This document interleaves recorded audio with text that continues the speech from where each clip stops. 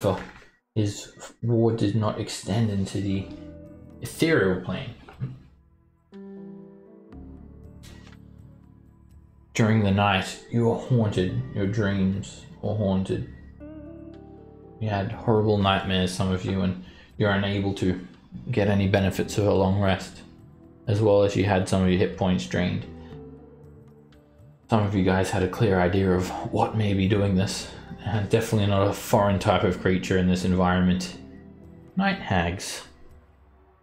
Another form of Yugoloth, in fact. Well, not necessarily a Yugoloth. Most hags are actually Fae. Now these creatures, night hags, they're particularly vicious. They're actually fiends, and they often take jobs, much as Yugoloths do, for other fiends, demons, and may serve lesser devils to basically try and strengthen their own goals or ally with these devils for protection. Above all, they are soulmongers, and they will straddle a person ethereally and intrude upon their dreams. And they are ethereal, so you're not going to be able to see them unless you've got some way to see in the ethereal plane, and you've got no way to attack them or prevent them from doing this other than a protection from evil and good. And that would have to be cast at a time when the person is having the dreams haunted on them, because it only lasts for 1 hour, that spell. And obviously night hags, for those of you who are not aware, they usually form an alliance with other hags, and they'll form a coven where they have increased spell casting abilities.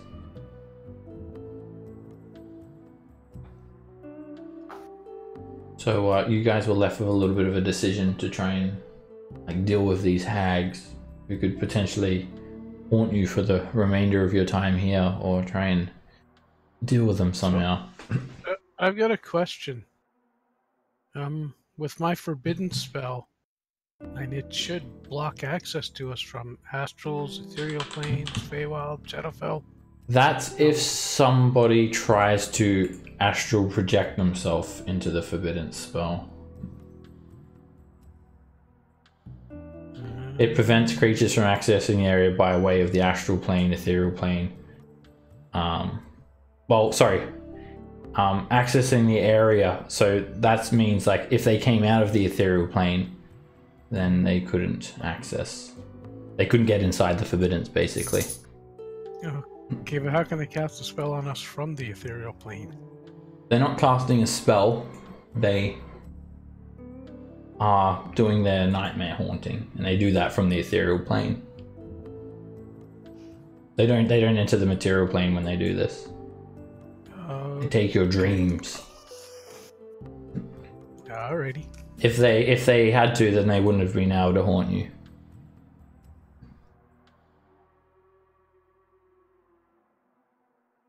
Yeah, well, let's find him and kill him. And obviously, they weren't able to enter the area by any means on the material plane.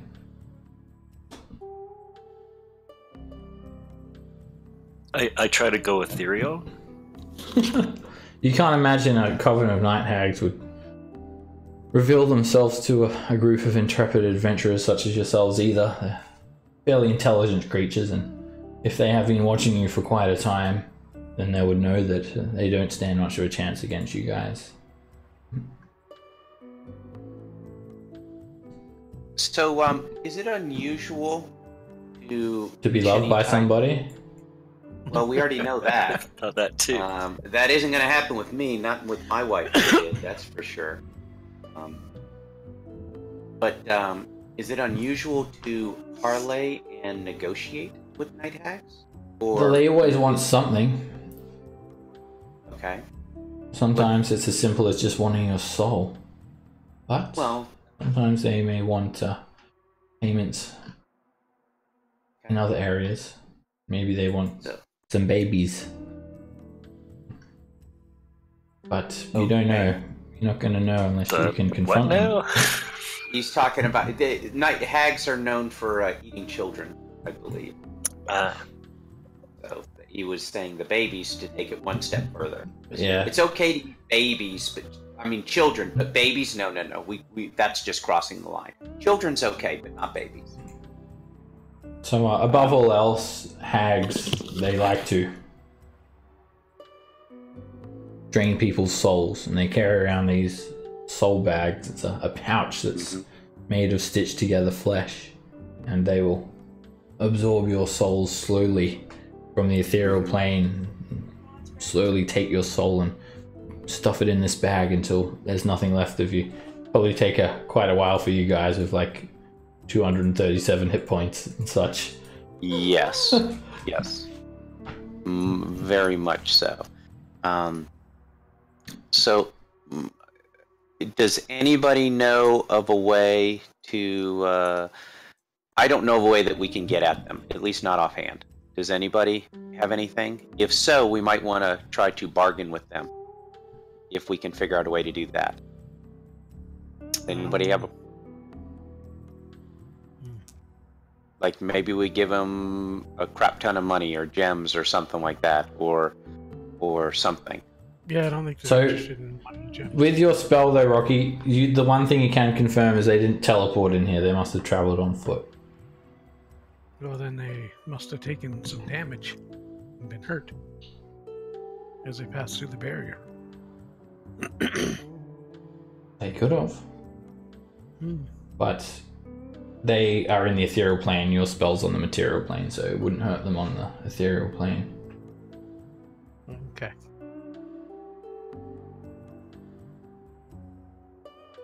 Somebody have like ascending or something? Is there like a spell that contacts people over there?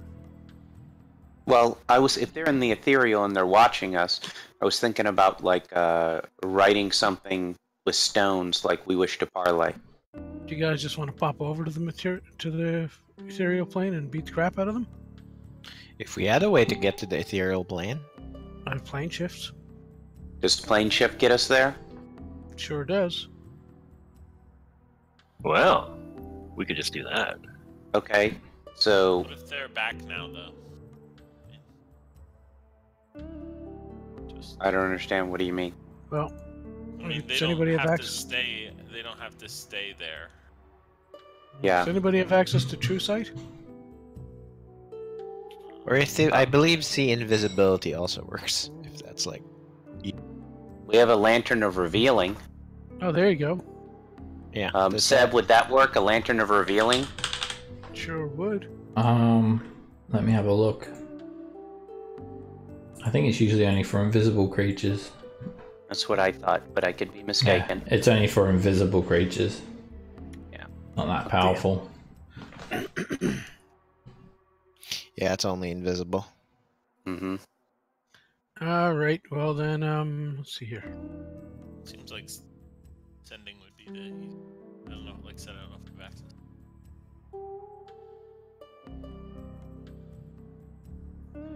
So can't we just wait till we're about to have a rest, leave one guy on watch, and then when someone's having a nightmare, wake up Rocky, pop us in the ethereal plane, and kill him? Yes, that is a possibility. But Prevents one person from taking it longer. well, Or you just every- wait. maybe the person Well, that's out. going to happen anyway. Yeah. So the question is do you guys want to move forward? And because I know we've got people that are down, especially our high-level spell slots. Do we want to try to stay here and set the trap with the, with the night hags, or Are we 100% safe here, or like chilling out here? It feels like this is a thoroughfare. Bots. Yeah, I mean, I don't mind continuing on. Like I said, I'm down a ninth and How a long do seventh. these effects last? It's the haunting. It's until you in greater restoration will heal it. Let me double check. Anything that will heal hit points will buy maximum hit points. Greater restoration should do it. Okay. And who's affected besides me? Myself and Dash. Okay. Well, I guess if you guys want, I can greater restoration you. I've got the beads, and I've got the couple spell slots with it. How many? It's not How much? that bad. Yeah, it's really not that bad. Like, Yeah, you're not gonna get your spell slot back. Yeah, the big thing is this missing spell slots is the problem. Yeah, you only lost like between 1 and 10 hit points. yeah, and then we actually gained HP because of the like I think we had a feast or something, or I don't remember. But yeah, I mean it's not a lot, Yeah. so like I wouldn't worry too much about the So- like I wouldn't worry the restoration. Like your spell as well, Rocky, it only prevents teleportation. So any creature could have like come to you. If Zariel was aware of your presence down here, you think that she probably would have sent a force to deal with you by now. So you can also presume that she's not aware of your presence. So by deduction, you don't think the hags were sent by Zariel. It'll be There's just very something random that seemed to happen there. could be random, but you can't imagine a group of night hags being here on their own accord. It's like you're on one of the most dangerous places in existence, and it's a hidden tunnel that's not known to very many people at all in the entire multiverse. Must be someone quite sophisticated, Some innkeeper put a- or someone charmed an innkeeper and found out. Who knows? Yeah. So the question to me is, if you guys are, do you think that if we were, do you want to advance on to Zariel, or do you want to try to wait so we can have the big level, 9th level spell slots? I guess that's the question. That's the biggest question for me. Yeah, I'm down a little more than just the 9th level slot. Same, but for me, I don't mind going forward, but it's up to the rest of the party. It's like I didn't use that many spell slots, so I'm still up a lot. But Dash might be a different story. Right. Well, I And then can't I see know- my character sheet, so all I know is I'm down a little bit more than that. Yeah. Because I'm in my truck. You're down a 9th and some 1st level slots. Says you've got everything else. Okay. But, oh no, that can't be right. Didn't you? Yeah, you're down at least a 7th, I think, because Yeah. if I remember, you contingencyed, like you basically did the same thing I did. You contingencyed That's why he's like down Holy as Aura. 9. That's the wish spell. But then you Yeah. contingency. What spell was it you contingency? Holy Aura? So you're down your Yeah. 8th. And I think you're like. I can't remember. Oh, what I it was. didn't know that's how contingency worked. I didn't know you had to cast it. Yeah. Yeah, you have to cast a spell. Yeah, I don't think you used any other. Okay. Like the I'm mass. down my 8th and 9th. Yeah, the mass suggestion was like the day before, and Yeah. Did you use holy weapon on? I don't know. I can't remember. Nah. No, I didn't. No. Okay. No. Yeah, so you're down your 2 most powerful slots. Yeah, I mean, and my only concern, guys, is that this is like the demon of this area. She is no joke. So that's my concern. I could be cautious, but also remember, dying here, you're screwed. I mean, my Holy question Aura is a is, good do you think we'll be able to get to her in one long rest, or because we still have a ways to go, right, Seb? Well, you know she's like in her castle, and this leads up into her castle. So Oh, okay. Yeah. So this is like, We're like- on the far side of the long, sneaky passage, not on Yeah. just entering the forest. yeah, you're on you're like 22 miles in. It was like a whole day of traveling, practically. Yeah, I mean, that's just my thing if we go in there and we're just down this. So, again, It took you guys If we're about voting, my vote's 5-6 hours to get through the figure out tunnel. heck. yeah. yeah. I mean, we can wait. If we're that close, I thought we were farther than that. Then yeah, we should probably we're not really on a strict time limit, so we can probably just hole up and try to catch those night hags. All right. How's everybody else feel about that, dealing with the night hag thing? I like it. All right, I'm good with that too. And so we'll just hole up here for basically the day. Is that what we're looking at? And then resting at night, and then see if we can catch the night hags with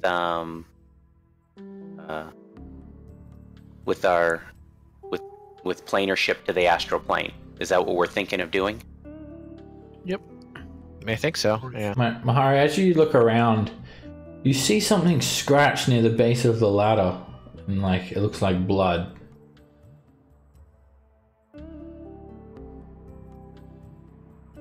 I read scribble fluently. It's written in Infernal. I don't remember if I read. I'll comprehend languages. I read Infernal. Just point it to me. It looks like it's been written in fresh blood, just on this night, and it says, "If you oppose Zariel, you may have an ally. Meet me outside, and your nightmares will cease." Okay, well, I think that solves things. Darn right they'll cease. All right, we're gonna go. Yep, Yeah, we're we gonna will- go meet that person thing. Side where? Outside. I'm going to assume that there was an entrance in here that we went into. Yeah, there's only one outside that you can think of, and that is like at the mouth of the cave. Yep. Back 20 miles down the other way. No. Yes, 22 miles. Oh, it is? Yeah. Well, It'll take you alright. guys about 6 hours, tops. All right. 5 hours, probably 5 hours if you just. All right. Guess we're running. Yeah, down let's on go ahead and. I say March we on go. back. All right. Yeah, because we might. Yeah, we Cool. might need an ally. Corwin hands you guys all some fire fungus for breakfast, or either he hands it to you or it just crawls its way out of the jar and makes its way up to you. And you chow down on that. Clean up. I'll mage hand wipe up this message just in case someone else stumbles. Alright, you just blur it. The blood is still sort of wet enough that you just smudge it. And now it didn't look like scribble before, but now it definitely looks like scribble. Okay. Quite a journey for you guys, but perhaps whoever wrote this message, 22 miles is not a whole lot. It's a 44 miles. it's a completely uneventful journey, and you get there at some time later, and you find quite a party waiting for you. Juliet should tell us a story before we get there. She already did. There's quite a lot of creatures standing out the front of the cave, as if they were betting on the fact that you guys are going to emerge. Oh, well. Look at all these friendly-looking fellas. Alrighty. As you exit the cave mouth, you just see, like, over to the southwest, a vault of black fog in the far distance, surrounding Zariel's lair. Streaks of fireballs riveting through the sky. I duck back inside so the meteor doesn't hit me. It's just lying in wait for us. Immediately, you just get hit by a meteor swarm. No I don't meteor know if that's a swarm. rattle of thunder or dice I hear, but I feel it coming. You see the strange robed figures that were watching you guys from a distance earlier. They're all human in appearance. They wear brown cloaks, hoods pulled closely to their head, Didn't they worn attack figures. No. No. They were just a distance away, and then they walked off. And surprise, there are 3 night hags standing around. And at the front of this group is a big demonic creature, well, devil. and he is huge. He has these gnarled black horns bent around towards the back of his head. He is about 17 feet tall. He looks like he's built full of muscle. His skin is red. His eyes are glowing red. And he has this like many-tailed whip in his hand. And he has a grin on his face. So delighted to see you all. Does he have a stone hand? Not quite. I called him, here, kitty, kitty, kitty. Psst, psst, psst, psst. Okay. He looks very friendly. He looks like a trustworthy guy. What do you think? You all hear a voice telepathically in your head of your native tongue, whether it be Dwarvish, Elvish, or Kruskish. Kruskish? That'd be orc. I am so glad that you have come to meet me.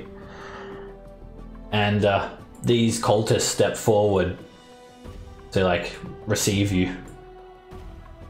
They kneel in front of you all, point their head down, and they say in common, "You are standing before the mighty Moloch, former ruler of Malbodge. He is here to receive you." Okay.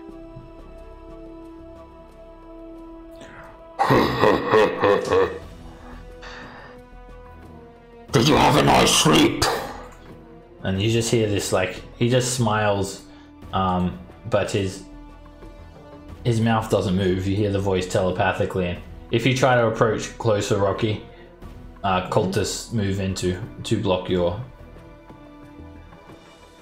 movement towards him. Go no further. Yeah, I slept like an elf. Goddamn pointy-eared bastards. Oh. That's funny. I could have sworn you may have had a nightmare or two. Boy, I've seen things that'll make a bridesmaid blush. It has been so long since I have returned. You can imagine my delight when I was informed a group of like-minded adventurers was sent here to destroy Zariel. What makes you think we were sent here to destroy Zariel? Your eyes tell a story, and so do your minds. So, how can we be of service to each other? That is a good question. I was going to ask you the same thing. What I understand, you seem to be the one in the know about everything. So, what did you have in mind when you left us that message? To understand my intentions, you must understand my past. For eons I have ruled in Malbodge, one of the deeper layers of the Nine Hells. I was loyal to Asmodeus, bending to his every whim. I have fought for glory, only to be dethroned. I need power. And I rose for that power. Started off as no more than a lemur. As I climbed the ranks, I soon found myself a ruler of the Nine Hells. When others would step out of line, he holds up the tassels of his many-tailed whip, I would put them back into place. I deserved more. Blah, blah, blah, yakety schmackety. How about some OJ? So, here's a question, and this is for Seb for back knowledge, just so I can see how this is going to play out. We're sent here to basically stop her and Tiamat. So that's basically that's the 2 directives we've been given. Well, correct? Your mission is to simply retrieve the other 2 lost scepters of Shanatar. Okay. But you couldn't imagine you would be very welcome here, particularly under the prying eyes of Asmodeus, the devil god. He seems to have his own agenda, and he's allowed you passage through the 9 hells. Yeah. And he seems to want Tiamat gone, which is fairly obvious because she is a prisoner trapped here, and you can't imagine Asmodeus very much likes having her around. She is a god herself, so he doesn't even explain to you guys like how she was trapped here, but he seems to want her gone. Now, Zariel, you're not sure of the intentions of why Asmodeus would want one of his own rulers to be displaced. Perhaps she did something bad or defied Asmodeus and he wants her destroyed, or perhaps it's just a test for her. Okay.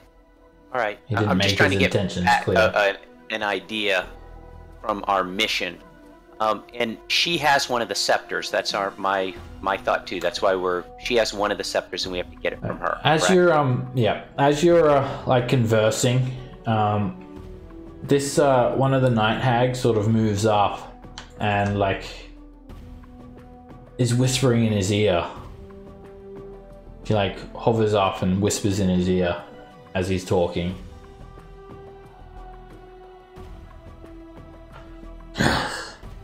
So, I need a small recap because I have a funny true story.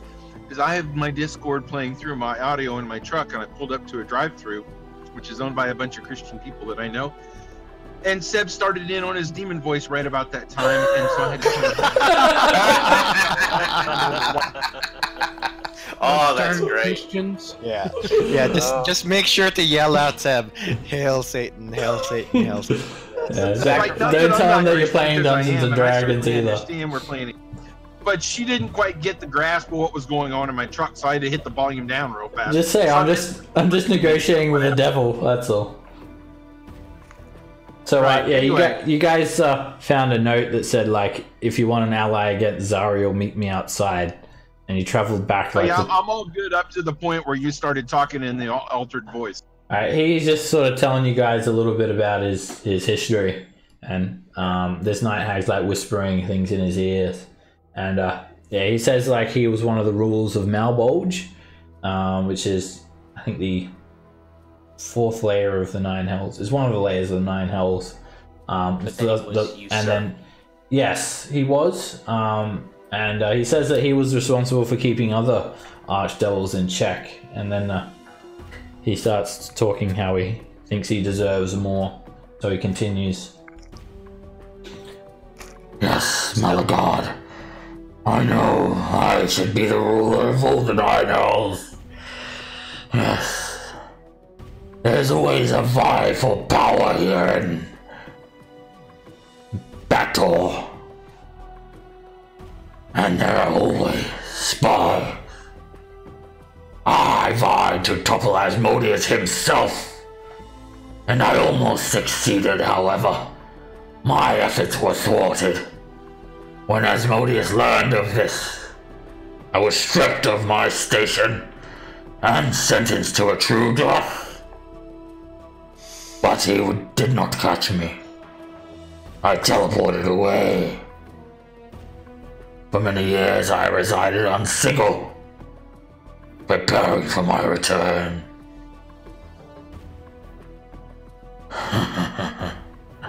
There is more to the situation than meets the eye.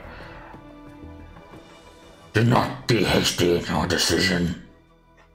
I have balance of power here in Avernus, and if you oppose me, I'll use it against you.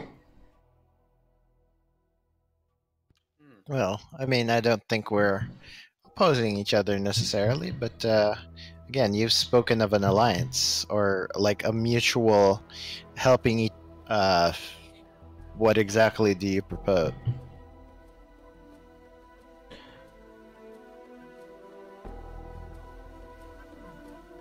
It is too dangerous for me and my army to attack from the front line. How pleased I was when you led me to this secret entrance to her lair. I ask that you weaken her, so that I can deliver the finishing blow, and name myself ruler of Avernus by right. Sure. There are others that she has displaced. The pit fiend Bell was once the ruler of his lair. He has been made a slave. Surely he will join my alliance if you can free him. With him by my side, it'll be unstoppable. We will give you free passage for the remainder of your journey on Avernus. So let me get this straight. First, you want us to free this Baal demon, and then from there, we'll assault Zariel, and then you want to have the finishing blow. Indeed. It is not so simple that I teleport to her and defeat her. She hides her true nature. You must threaten her. Only then will she expose herself. Ripe for the pickings. And then the night hag's like in his ear. Yes. Yes, I hung it up already. Stop nagging me! Sorry. And then he looks towards you all again. Alright, is it a secret that we're coming after the scepters? He didn't mention anything about any scepter. Okay. Yeah, probably not something we wanna Advertise. what do you call this? Yeah, advertise. Okay. Like yeah, I don't know if he might know more, but if he's not saying, I'm not saying. Alright, that's why I was curious. That's why I was asking. I was just... Hey, so I think we should negotiate, like whispering. The night hags are whispering, I'm whispering. I think we should negotiate like the first pick of loot or two that would cover. Sure. He's a Yeah, we devil. want You think something he's for gonna our keep his word? troubles. They tend to be very lawful. They're just not nice about it. Yeah, he's a devil, right? So Yeah, an archdevil. yeah, so generally they keep their word as long as it's. I mean, it can be like a monkey Might paw lawyer thing. you. Yeah, but... Yeah. So he'd be like nominated as like the new ruler of Avernus, and then he says he'll give you like free passage. So you can imagine that you wouldn't have any trouble along the River Styx for the journey down to Tiamat's castle. All right, and Yeah, Oh, well, not castle, lair. to Dash's point, to Corwin's point. Yeah, we might want to ask to keep the loot that we see as well. Like, I mean, he'll get the entire plane. Like, what does he care about? Like random knickknacks and. And yeah, Moloch looks over like to the southeast, and you see this like tiny little peak of a basalt citadel, like 20 miles away, with an absolute like thick black shroud of fog that must span like many miles. You can imagine this place is huge. Zariel's lair. do you know anything about the castle when we get in there that would help us facilitate this helping each other out?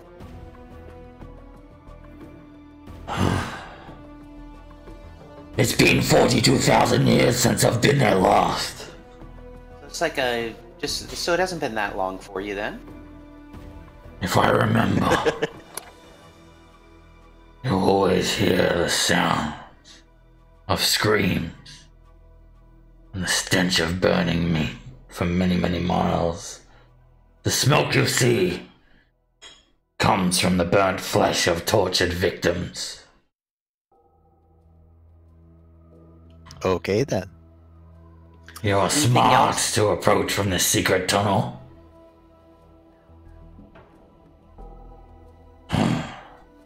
Look for her in her chapel.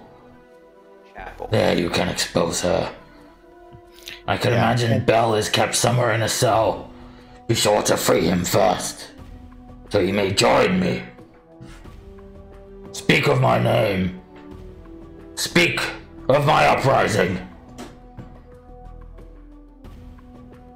Say my name, say my name. And after Yep. we bring her out and we are battling her, is that when you're going to join us? No.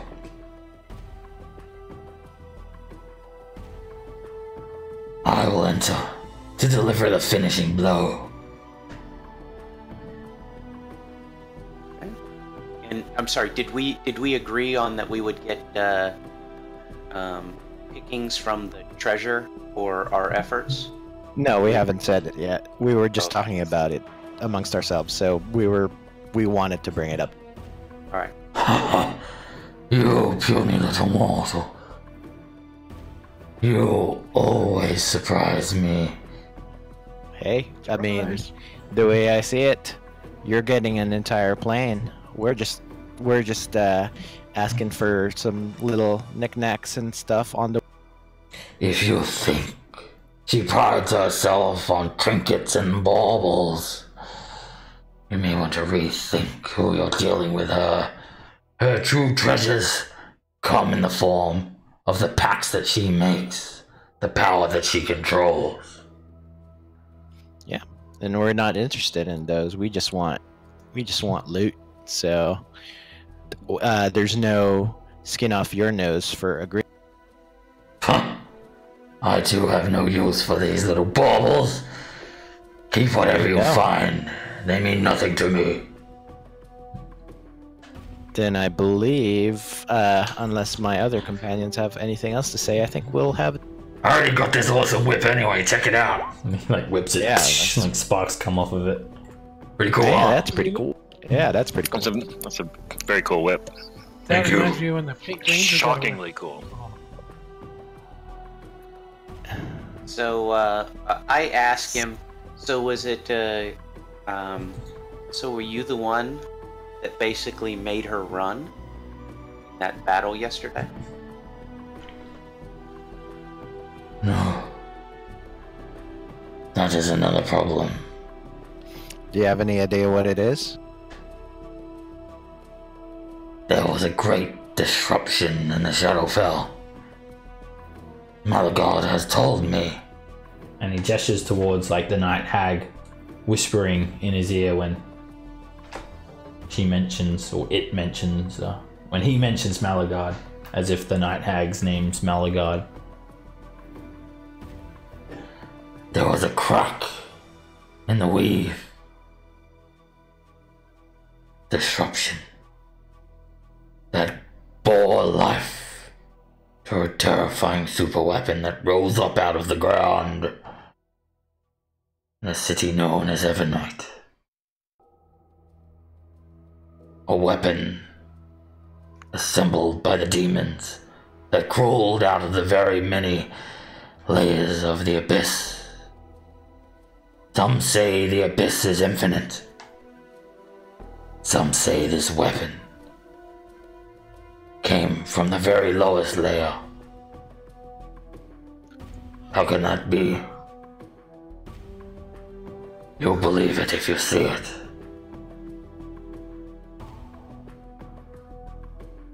I will not stay on this plane for long. After I take Avernus, my eyes are set on Dis, which is a Dis what? second layer. Second layer.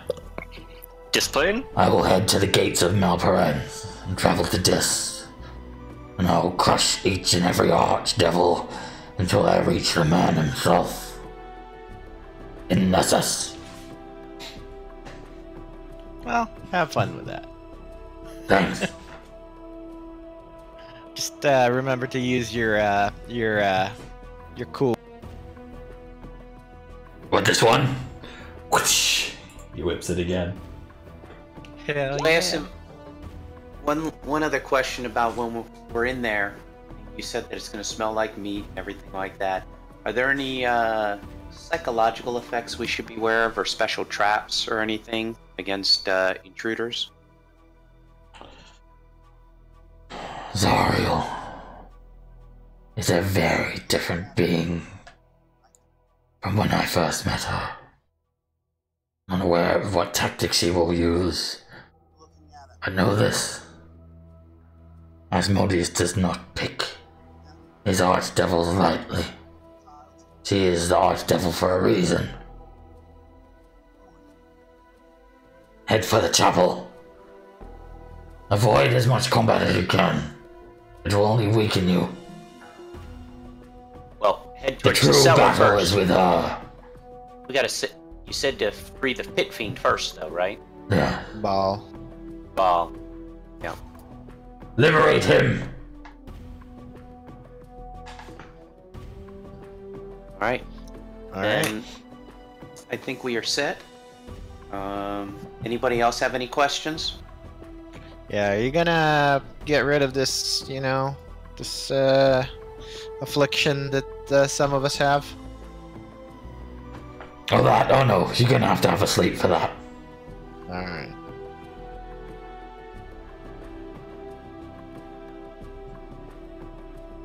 Well, he All right, needs well- the temporary hit points or the max hit points, because they can give it back, can't they?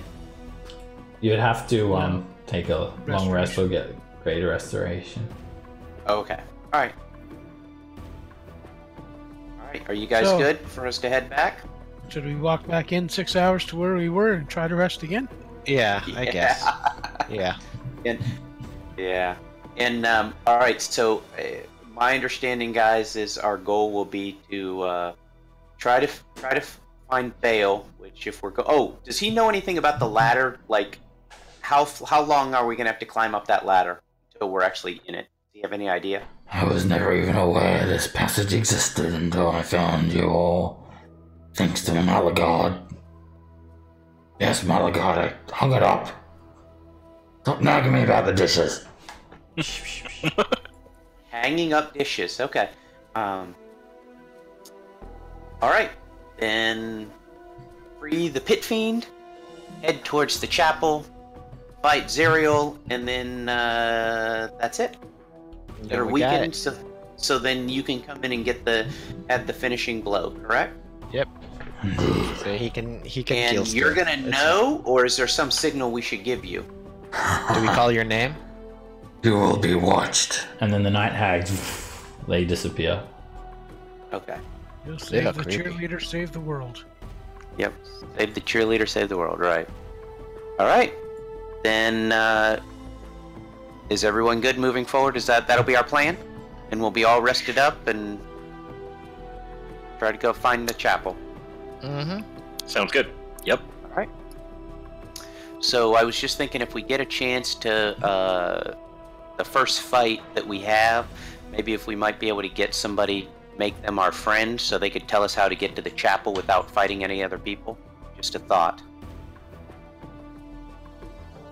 Just something to consider. Can you tell me how to get? Yep.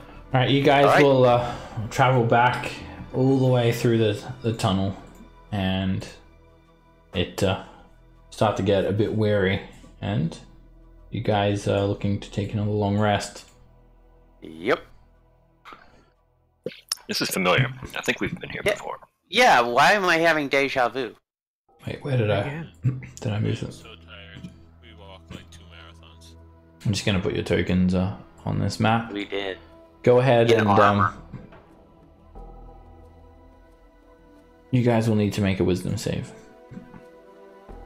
And you take a Oh. long rest and you're not interrupted. Need to make a wisdom save, you said? Yes.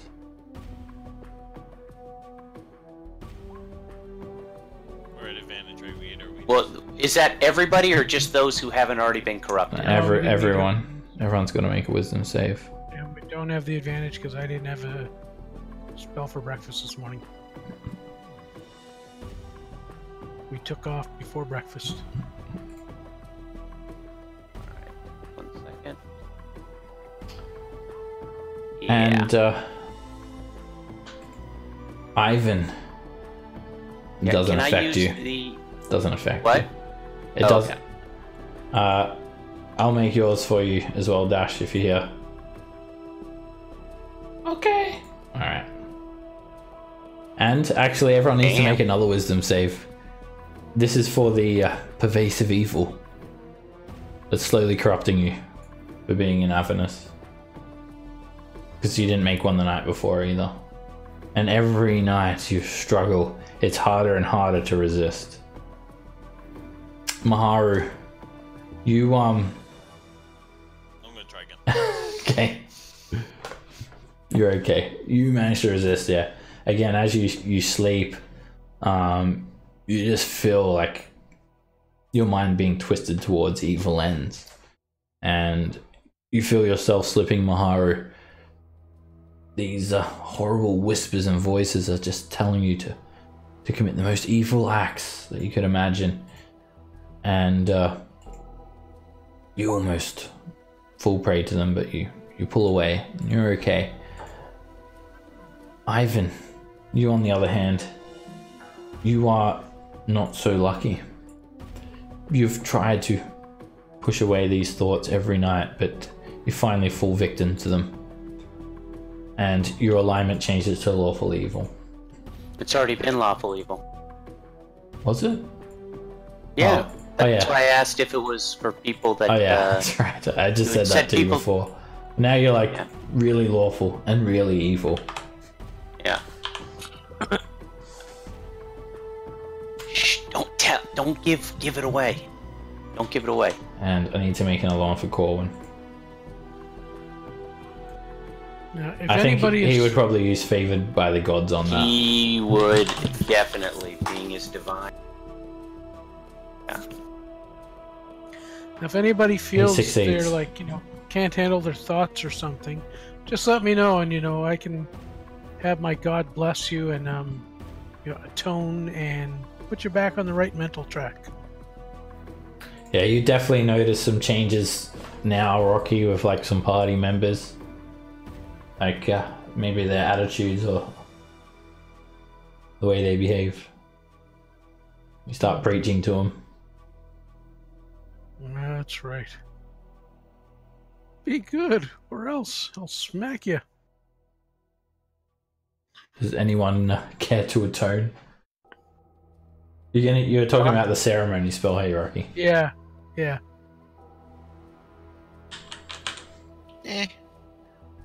Yeah. Be Being, okay like that? Being evil's fun.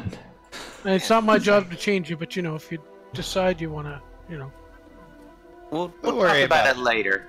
Yeah, if right. it's too bad when Right it's now, fine. things are becoming much clearer. I'm finding that, yeah. As long as you Alright. keep your word, you can do whatever you want. It's all good. Hmm. Let's commit some more murder first, and then Yeah. and then talk. Then I'll feel sorry.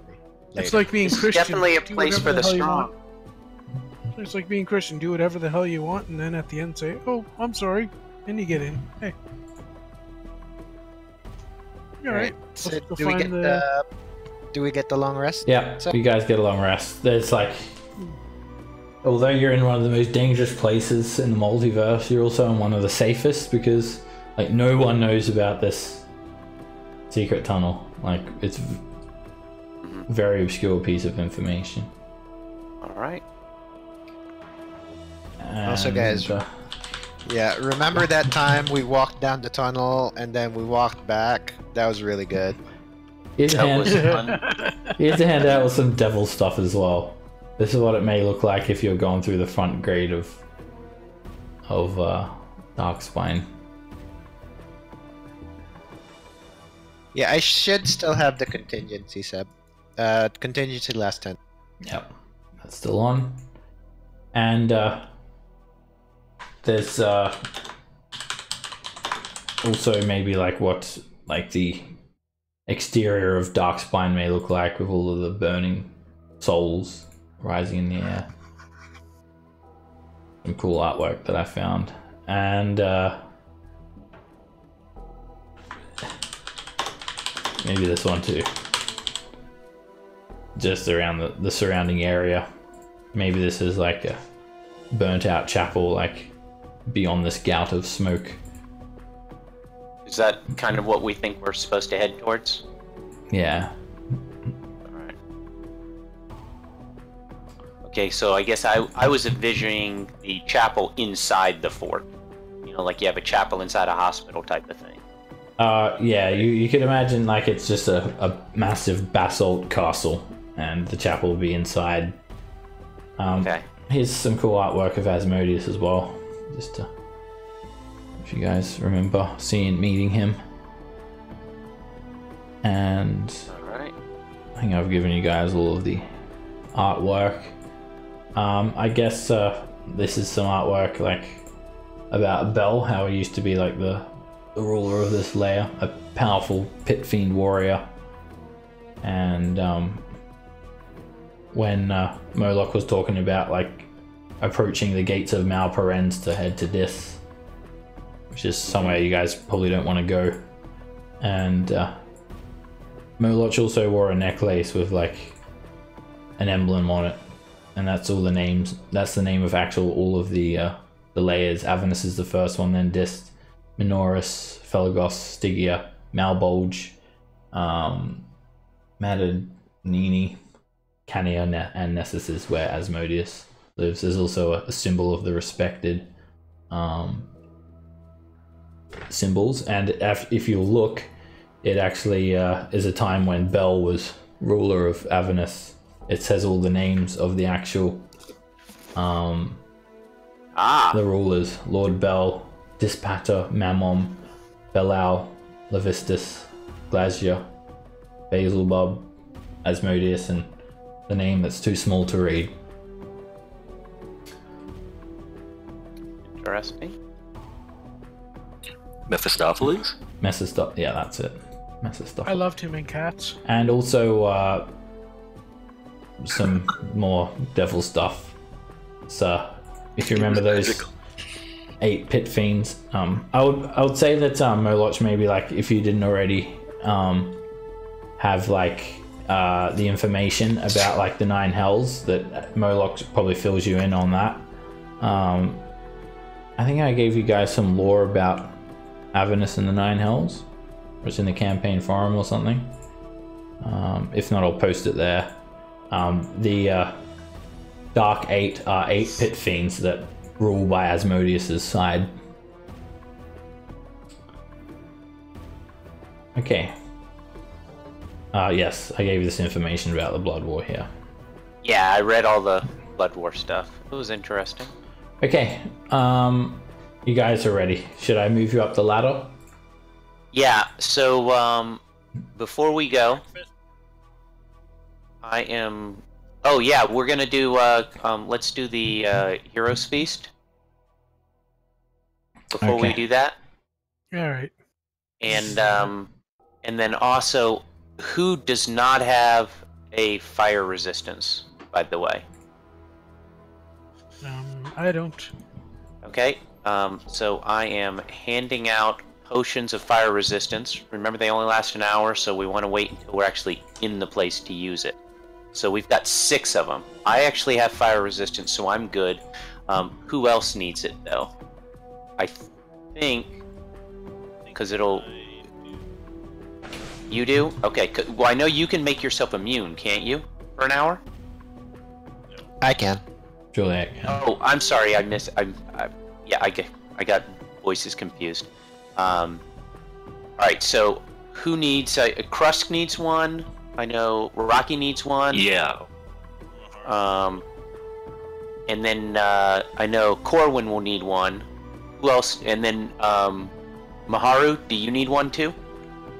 Yes. Okay, every one of you 4 will write down. I'm taking off 4 fire resistance potions. Okay, so you've got it. So when you need it, you can use it. Alright. Alrighty. And does everyone Thank you. remember what their hit points are before they took the hero's feast? Because Like our max? yeah, because every time Normal you've been max? having it, yeah, your max has been like increased by 2d10. So, and then it wears off again. So you should be able to calculate it if you've forgotten by just working it out. Yeah, I mean, 19 I just- times your con mod, and then 19 times your average for your level, plus an Yeah, extra. I mean, I generally just put Hero's Feast in as temp hit points, and I know that it's added to my hit point maximum. That's a good way to do Worry it too. And then yeah, roll another 2d10 and add it to your max hit points, and keep track of that. They'll go away after 24 hours. You also have advantage on wisdom saves and immunity to being frightened and all sorts of poison. Yeah. And yeah. It's definitely worth it if you have the money. Alright, and then Krusk, I'm gonna give you one of the potions of heroism that we have. We have a couple of them. We have 2. So I'm giving you one, and you know what those do, right? You remember? They give you blessed, Yes, don't they? And it was- then Bless for an hour. Yep. hit points So- or something. Well, he has the equivalent of bless for an hour. Yeah. Okay, so I've It was marked goodness. that off. Yeah. It also gives you 10 Okay, temp I'll add hit that. points, but they won't stack with And Juliet. they won't so. stack. Yeah, with heroism. Okay, so does everyone feel like we're ready? Anything else? I just wanted to get that out of the way. Mm-hmm. All right. Then I think we head up the ladder, and yeah. Let's start walking up the ladder. Quick question, Seb. Can a potion of giant strength stack with a potion of heroism? Yeah. There's no Cool. missability for drinking 2 potions. You just can't mix them all in one and then take it in one time, I think. Well, something might get permanent.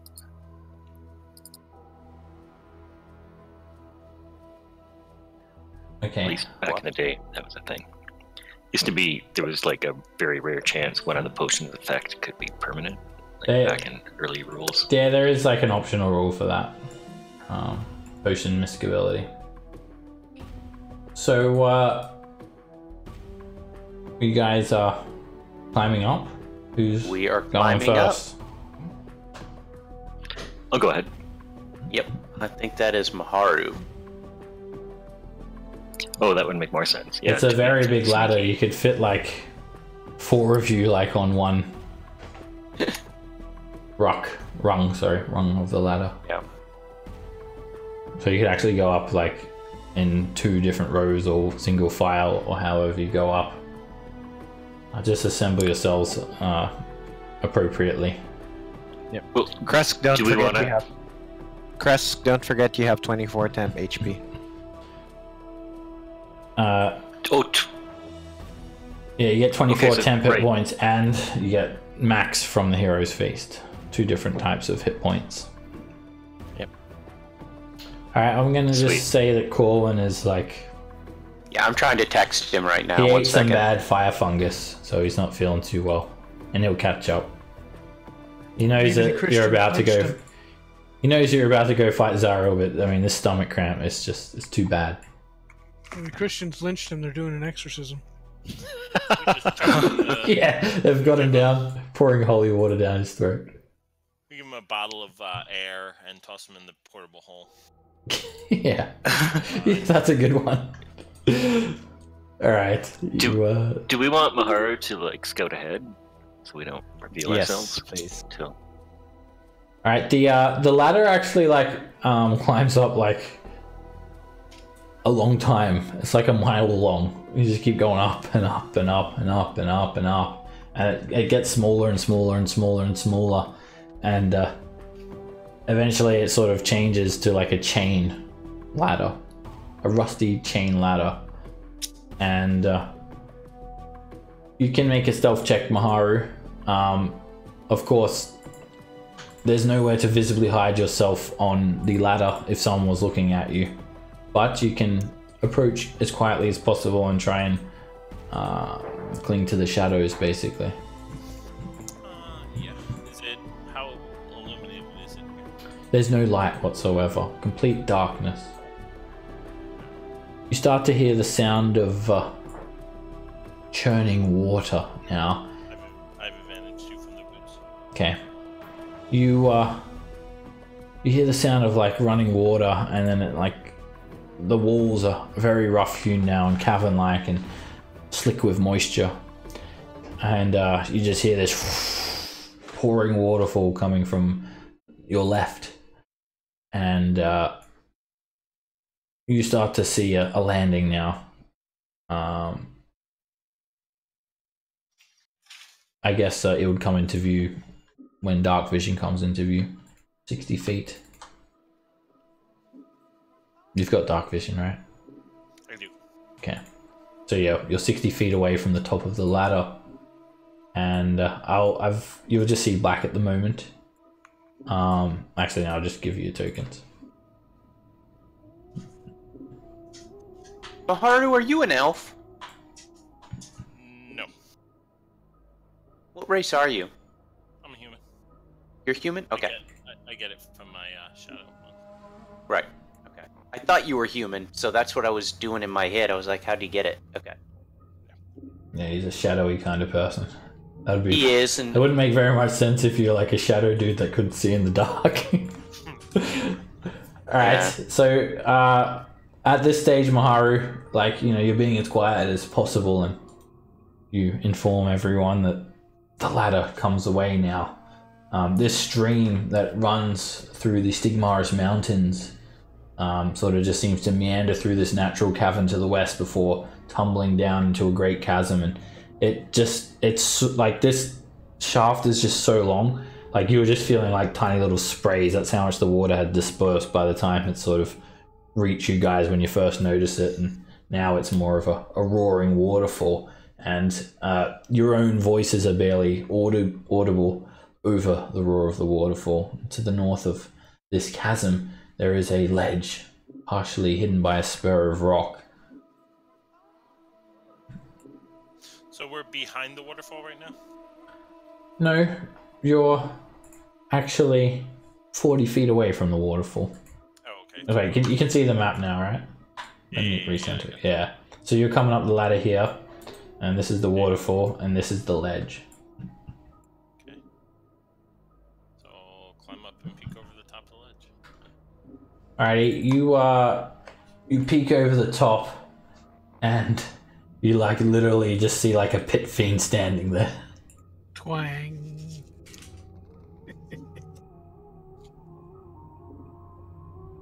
He hasn't noticed you, Maru. Massive, you know, it's a pit fiend. I give him like the hold up the one fingers, and then I like make the little fly motion, and then make the big, really big motion. So yeah, he stands there with his tail wrapped around his waist like a belt, and his wings folded over his arms like a cloak. He has a mace on his hand, and he's just sort of standing there as if he's expecting someone.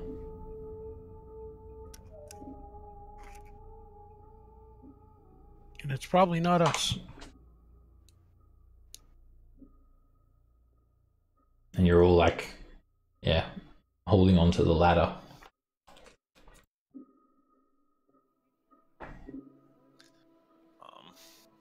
Like, pretty sure I can get past them, but I think the rest of you are probably screwed. You said you wanted to charm someone though.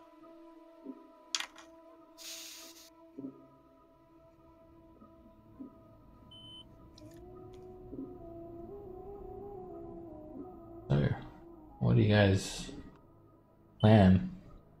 The sound of the waterfall is actually quite loud, and you can converse quietly without, you know, your voice traveling. Alright. Let's go up and kill him. Tell him there's a big pit fiend up there. okay. So, do I think I would have a problem putting foresight on Crust and being heard? No. The waterfall's Okay. very loud. Krusk, you have foresight, Thank you much. as you should. Maybe it's time for a lot of buffs, or are we gonna fight this guy? Do we think, or are we gonna sneak? I don't would. think you guys are gonna sneak, but Yeah, there's. Right. I don't think there's any way we can get behind him. So, my first thought would be: is there a way? Maybe. Do we want to try to charm him? And that's in. I was thinking of mass charm, and then we could find out where Bale is, and then try to also find out where the cathedral is. Yeah, you think I mean this that's guy a is high enough ranking that he'll know things? I Pit mean, fiends are high-ranking pretty high, creatures. right? Yeah. Yeah, I mean, they're the top of pit the fiends are food pretty. chain. They're like almost at the high. They're the highest level of. They are the demon highest. almost. Yeah, they are the highest.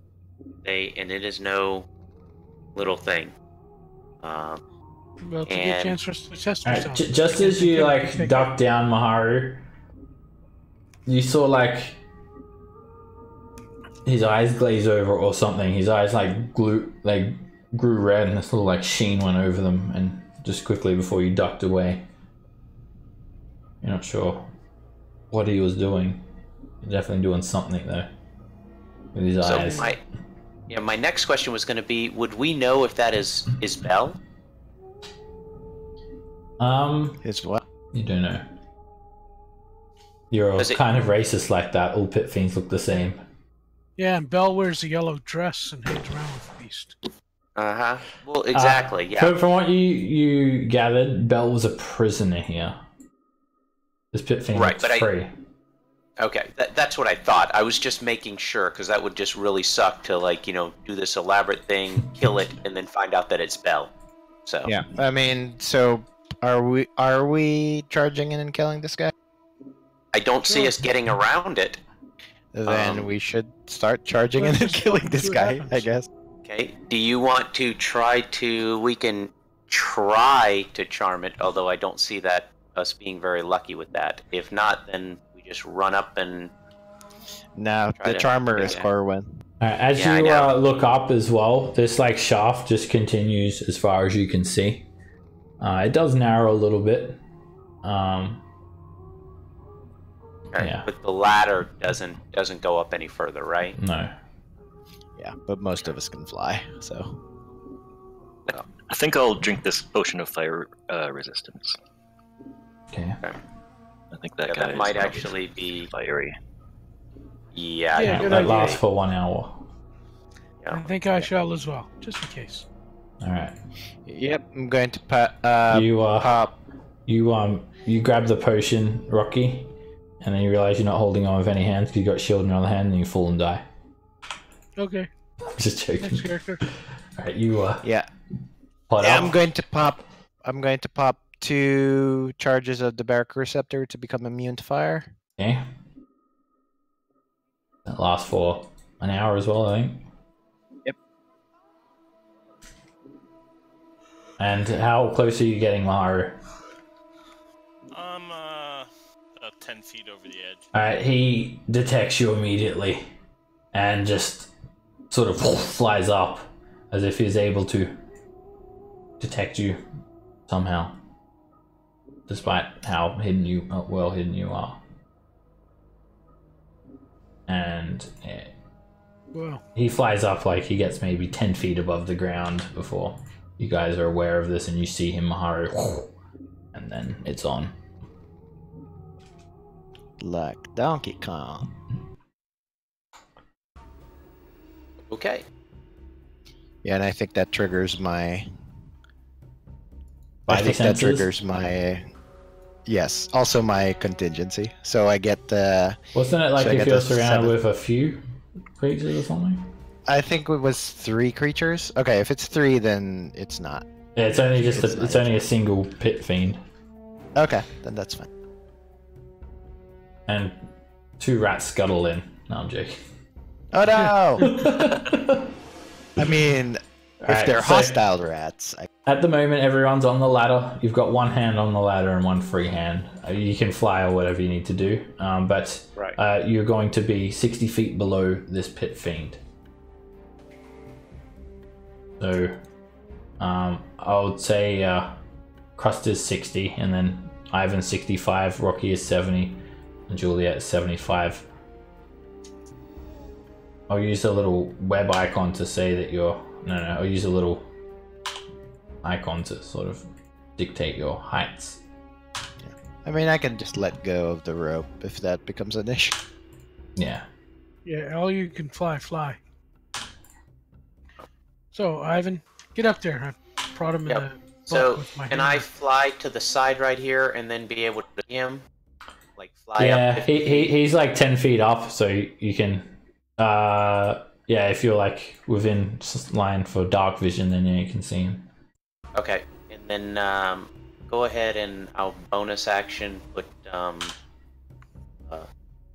hex on it. Hunter's mark. Hey, I said it right for once, damn you. Hexter's mark. Hexter's mark. Warlock's mark. Uh-huh. Yeah, it's funny. I kept on saying Hunter's mark. Yeah. All right, and I start Eldritch Blasting. All right, you hit him for 12 points of damage, and you crit him Ooh, for 26 points. that actually was a good crit. Slam it. An 18 misses, and a 26 hits for 18 points of damage. Okay. And boom, I'm done. All right. Rocky. I'm going to use a bead to bless Krusk, Ivan, and Maharu, Okay. and then I'm gonna climb up 25 feet for my movement. You'll get half for climbing. You'll go up Okay. 15, we'll say. All right, I'll see you in like 10 rounds, guys. And that's a bonus action. What's that? Did you do it from the prayer beads?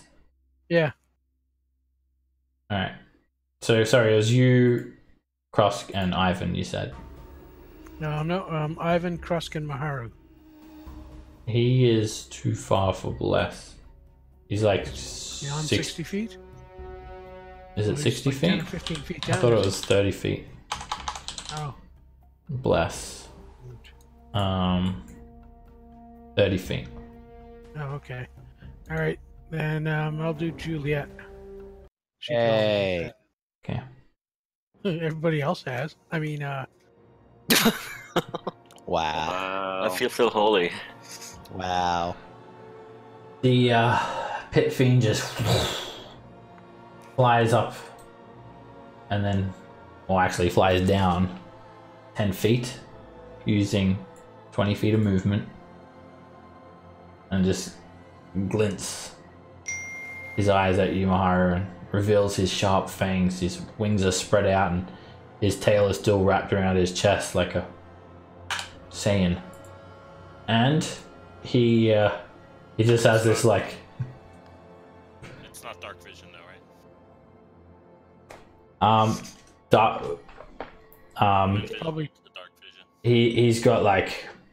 it's probably a true sight if he's a pit Yeah, fiend. you presume he's got true sight, and he's also able to was able to detect something, almost as if he could detect magic.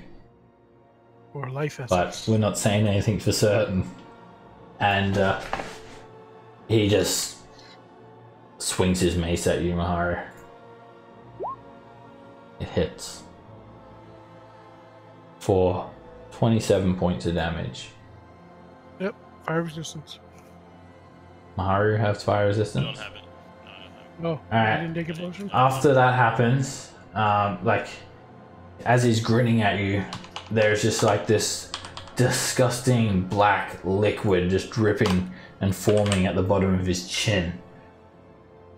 And it just says to you in your mind, Maharu, Welcome to Darksbrine! And then he tries to take a bite out of you. He misses. Then he swings his claw at you and hits for 18 slashing. Okay. And then, yeah, I'll uncanny that one. okay. And he leaned right in to bite you. And then you uncanny dodge, and then he sort of backs up. But as he does, he just does a quick spin and whips his razor sharp tail at you with a 4th attack. And it just slams into you. 26. No one expects the 4th attack. 26 bludgeoning damage. And then it just...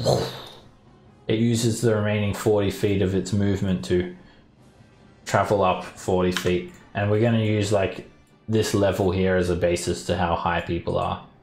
Okay, he has reach on that, right? He had reach on the attacks, but not the bite. You use your reaction though, so you can't get him. Yeah. I just want to make sure.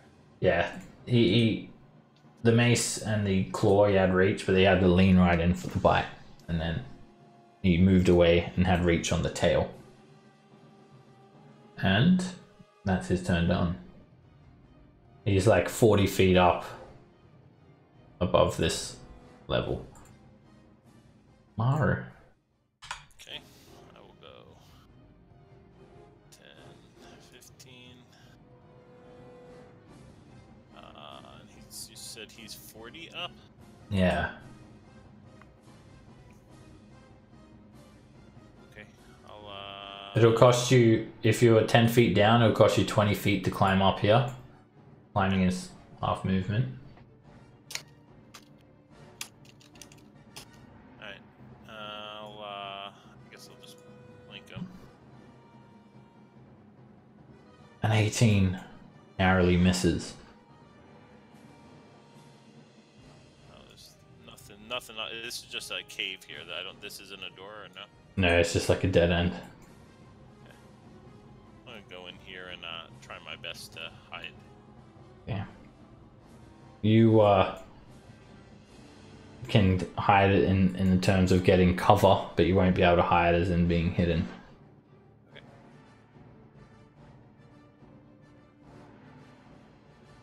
Krusk. So he's 40 above the level there, and I'm 30 down. Am I? You're 60 feet down. You're basically on the edge of 60 dark down. vision. Yeah. Okay. Well, I will fly up towards him and dash to turn my 40 into an 80, and I guess get as close as I can, which will still be like 20 feet below him, I think. You said you fly 80? Yeah, you'll be 20 feet above the ground level. The dash. And I will, I guess, just stand by. Well, if he comes near me, then he'll provoke. So, yeah, I'll do that. Okay. Juliet. All right, I'm going to let go of the rope ladder. And then I'm just going to float around, just to make sure there's nothing in my way. And then, yeah, let's start off with a chill touch. Wow. That hits him for 24 necrotic damage. Okay. And did it do it did the full, right? It sure did. He wasn't resistant. Okay. And then You actually I forgot to mention this. He is regenerating, and the chill touch. Oh no, wait, sorry, no, he doesn't regenerate. Wrong devil. But if he could, he would be regenerating. You just remember that. except he wouldn't be. But he wouldn't be. If he could, he would, but he can't because he won't. So he So won't. But he can't anyway, so it's fine. Even if he could, but he can't, so he won't. yeah, he doesn't regenerate. All right, and then I'm going to go ahead and burn 2 sorcery points, He looks very well still, right? Yeah, you would say he's like pale green, light green, if you had to. If you could imagine an aura around him. Let him Depicting stand still himself. while you go do medicine check on him. You're not seeing visible signs of injuries on him at this stage. Okay. Then then I'm going to quicken. How high did you fly as well? Oh, Or yeah. is the I'm same just level? At the same level, Okay. so I'm like 60 feet below the lip Okay. thing. So I'm just like moving around to get a clear shot, and then I'm going to quicken. Let me just say that, and then I'm going to, from my staff of power, I'm going to cast lightning bolt straight up towards his face. Just keep in mind that like the lighting situation. He doesn't like have light coming off of him, so you'd probably want to be like able to see him. Otherwise, your attacks are going to be disadvantaged. Oh, okay. Not. Then I move like Yeah. How far up is he? So He he's is 40 feet up, yeah, and you don't have He's dark 100 feet vision, away right? from you now. I have up to 60 feet dark All right, vision. yeah. So you want to be like up another 40 feet closer. Yeah, then I'll move my full movement 30 feet up. So that's still 10 feet short. But hey, still even hit at him. disadvantage to Yeah, you still hit him. so so I quicken a lightning bolt at the 5th level from the staff of power. Okay. Let me just find it because I have a lot of shit in my thing.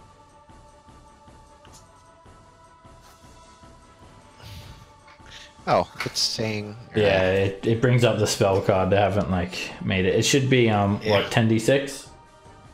Yep, I'm rolling it now. All right, he makes it with advantage from magic resistance. Yeah, and then I'm going to empower that real quick. Okay. So I'm going to re-roll the 1 and the 3 2s. Okay. Oh wow! All right. 6, 7. So it's +3. So 39. Okay. He makes a save, and the lightning bolt just flies up.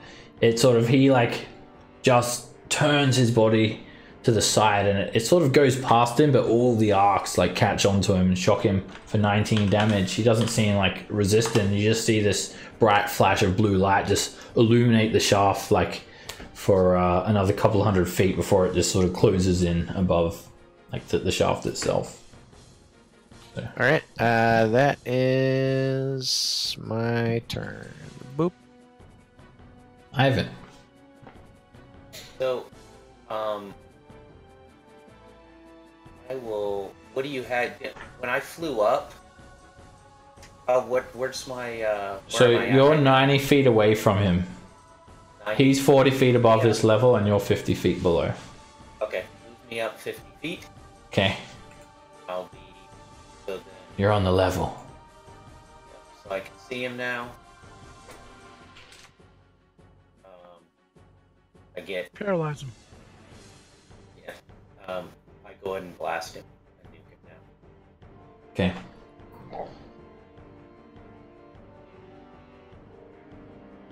That hits for 12 damage. That hits for 18 points of damage. A 14 misses. And a 15 misses. And make sure that I'm right behind Brusk. So, okay. I'm done. Perfect. Rocky. Alrighty. I will go up 25 feet. Okay. And that's a dash, apparently. You're climbing? Yeah. Yes. If you're climbing, you're still 50 feet below the... Even though I'm really strong, and I can hold myself with a finger. Yeah, okay. Alright, there we go. Well, could he move 25 and then 25 feet? Well, just drop yeah, three. climbing costs double movement. Yeah. So if he dashes, he could move a total of 50 feet, right? No. Yeah, and then... Oh, hop- so- and No, then- no. I'm being an idiot. being an idiot. Okay. I was doing American math. That's right. There you go. You're Yeah, like move 45 25. feet below the ledge So now, I Rocky. dashed to get. Okay, there we go. Yeah, I think you start off as 70 and then you move like 15 last round, Yep. 25. So, oh, you should be 30, 30 feet below. Perfect. All right. Within 60 feet of him. Yay. The pit fiend. I wrap my arms around the rope. He attacks you, Rocky. He just flies in close enough for melee range. And avoiding Krusk. So did he fly down? Huh. Isn't Krusk at Even a with reach isn't and he at everything? negative 30? He's not above. He's still below him. Yes, He flew down. he flies down, avoiding Krusk, avoiding his okay. reach. And Get back here. he's now on the same level as you, basically, Rocky. Okay. He used all of his movement, and I'll put him over here. He's on the side of the ladder, basically. And he just comes in, try to hit you with the mace. It misses. Then he slashes a claw at you and misses. He moves right in, tries to bite. He misses. Then he whips his tail at you. Whoosh! That hits. With 27 bludgeoning damage.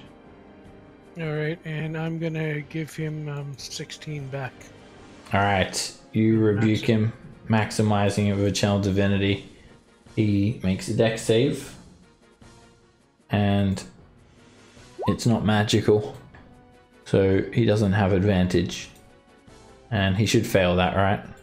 Yep, he does. Alright, he takes 16 points of lightning damage. So lightning bolt just comes out of nowhere and slams into him. And he has used all of his movement and he ends his turn there. Oh, awesome. Stay close to me, boy. Miharu. Miharu. You guys are also getting this like aura off of him, but you just feel the warm feeling of the hero's feast in your belly. That was good oatmeal. Yeah, that does that. That's one of the things that heroes feast because it keeps us from being feared like crazy. I guess I'll just. Oh, good shot! Alright, That Miharu is just hilarious. nonchalantly, I guess I'll just crit him. For 31 cold damage. Surprisingly, he's actually highly resistant to cold damage. He takes I know. 15 points. 4 ones, man. I'll lend you a sorcery point to empower that. Lend you a sorcery point. Okay, Krusk. I ponder whether my weapon is going to be divine in the near future. I just muse as I fly down. I muse aloud. The guy you want to talk to isn't here. He's 50 feet below you. Oh, okay. 50. Yeah. I could do that, but I blessed you. If I go down 40, then with my reach, I could almost get him. Not quite. Let's have a look. You could just get him, in fact. Yep. Just get him. Yeah. All right. Yep. Then I will do that. I will fly down at him and swing the glaive at him, just regular styles. Oh, Swing well, hard. just like that. A 19. Oh wait, no, you don't have bless, right? It's just 18. got He a has foresight. Yes. That's even Yes. better. Yeah, but you don't have bless, which you've got. He on. has bless. Yeah. Yeah, he Oh has yes, you bless. have bless too. Oh, actual bless. Yeah. I was thinking the If potion of heroism. Foresight- All right, a 19. Yeah, hits. no. Does hit. Yes, Well, 19 look- hits him. Well, look at all those buffs. Well done. All right, you slash him for 18 points of Well done, damage. buffers. And likewise, continuing. A 30 hits for 17 slashing damage. A 26 hits for 14 slashing damage. And that's a There it crit. is.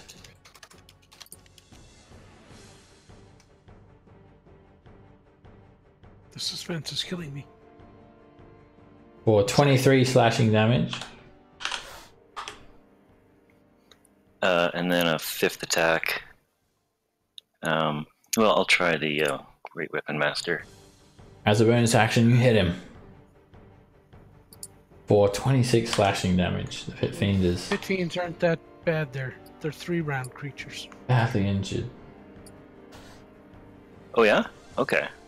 Then I won't do anything else. You should action surge if you have it. No, Well, that's what I he's was fine. He thinking wants to about. save it. Look how, Yeah. look how red that guy is. Like, You might He's get very red. He's glowing There might red. be 2 rats up there or something. Yeah. I don't know. I think we can finish him. Yeah. Juliet. How far up is he? He is like on your exact level 40 feet now. above. Alright, I'm going to go down about 20 feet. And then I shall chill touch. It hits him for 15 necrotic. Just. Yeah, that's it. Alright, at the start of this round, you look over to the ledge and there are 3 devils standing over it that have come running. 2 of them are ice devils. One of them is a bearded devil. You have fought these creatures before. The ice devils are in fact the ones that you fought in the frost giant cave, where you got the conduit from them, the trident that they dropped, and they come to investigate the noise and see what's happening and back up their pit fiend friend. Ivan. Yeah, so I guess with 3 that'll trigger my contingent. Yep. Yeah. And you got Crown of Stars in there, right?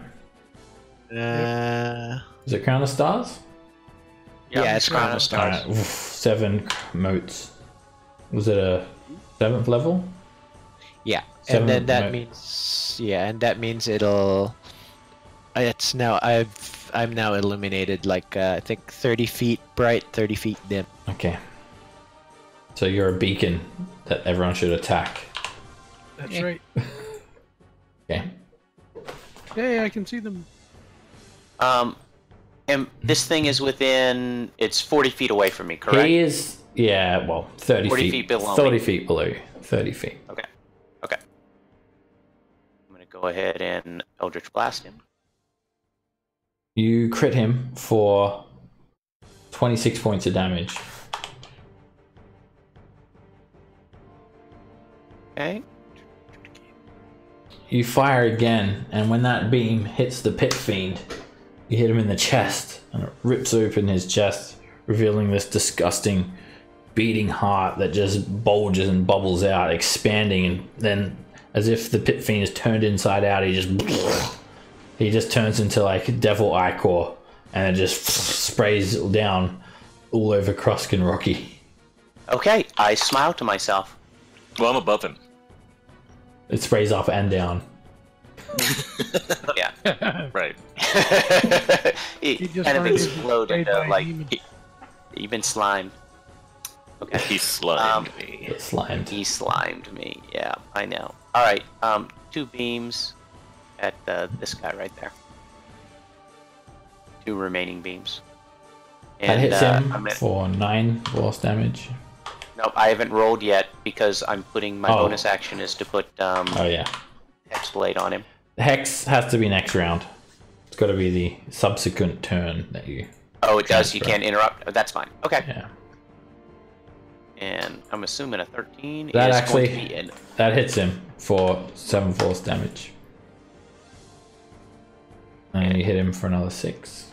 Yep, I just turned it off, so I'll remember it next turn. And then I fly over to Krusk, or no, I'll move myself over here. All right, and I will go down. You can put me down 20 feet. Okay. Okay. And I am done. I'm glad the Pit Fiend is gone. Rocky. Alright, I'll move 15 feet up. And I believe this guy is 40 feet away from me, which puts him in range to hear a bell. Yeah, 50. He's in range. Alright, Toll of the Dead. He doesn't have any sort of magic resistance. And he fails, taking 35 damage. All of his beard tentacles fall out. And he's now a beardless devil. I don't know why it says radiant on that, but yeah, we know what happens. Yep. Oh, the Pit Fiend- That is from your Divine Strike. You've got the checkbox for. Oh, okay. Yeah. All right. Let me go in and uncheck that. This Ice Devil uses a wall of ice. And it's it's basically like the spell. It just a big wall of text. Basically, it's 10 foot panels of ice. If it cut through your square, you make a dex save for damage, and you'll push over to one side of it. And then if it's destroyed, it leaves like this frigid ice fog sort of in its wake. How about counterspell on that? Okay, let me double check to see if it is actually a spell, because it's not listed as a spell. It is not a spell, but it is magical, so it can't be counterspelled. Alright. It's a unique ability that the Ice Devil has. Alright, Rocky, you're on the ladder, right? Yep. It's going to do it on you, try and push you off that ladder. It forms basically like this. So what is it? Let me just measure that. That is... Alright, so 4 panels like that. That's 40 feet. And then he'll put 1 panel above you. That's 5, 6, 7, 8, 9, 10. So you have Rocky, and he cuts through your space, Rocky, Krusker's space, and Ivan's space. Everyone make a dexterity save if it cuts through your square. So what is it that's cutting through? The wall of ice. This thing. Oh, okay. Okay. It's a wall of text. It's a wall of text. Oh no. It's exactly the I think it's like almost identical to the wall of ice spell, Yeah. Except it's an innate ability that they have formed from the hells of Cania, I guess, where they reside. Alright, Ivan, you make the save and you take 19 cold damage, and you're pushed to a side of your choice. Krusk, you make the save and you're pushed to a side of your choice, and you take 19 cold damage. Rocky, you fail. You take 38 cold damage, and you're like going to fall 1 mile down at the start of your turn, unless someone can help you. That's okay. Surprisingly, it's not the first time that you guys have fallen a mile down, so... I can survive it. No death ward though this time. Doesn't he fly? Oh, he has to be outside. Outside. The, I can raise dead myself. Yeah, that's it. yeah, this thing doesn't require concentration as well, as far as I can tell. It's a bit weird like that. So let me check. Maybe like it's supposed to be the spell. Anyway, it's not listed as its spell. I'm gonna just say it's concentration and the same duration as the spell itself. It might have done an error there, but that's what it's listed as, an ability, not a spell. Maharu, you're up. Okay.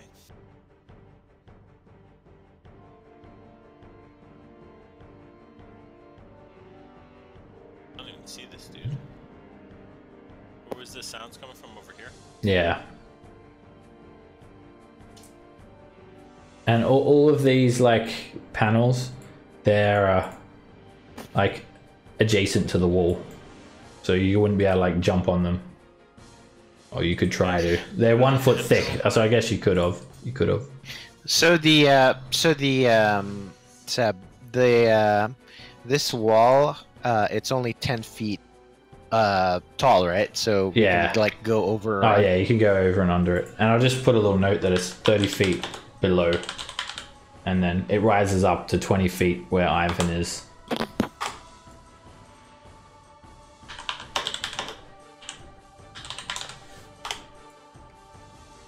Okay.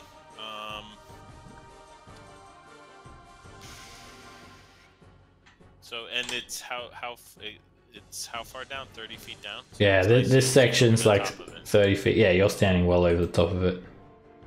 Okay. You're just seeing like a 1 foot thick sort of wall, as if you're looking down on the wall from a bird's eye view. I'll give that a swing for funsies. All right, on the ice devil. Actually, I might be too far. I thought it was 60. Yeah, I'm too far. Well, I can move. I still have movement, so maybe I can move on the ladder. 1 step on the ladder. Should be in range there. Let's have a look. You're short. Still short. All right, never mind then.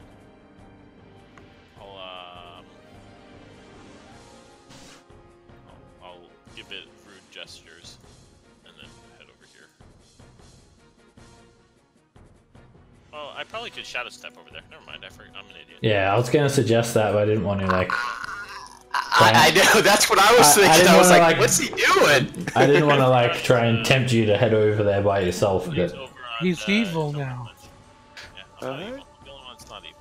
All right, I'll go play with. he's the only one keeping this group together, man. Take a swing at this dude. That hits.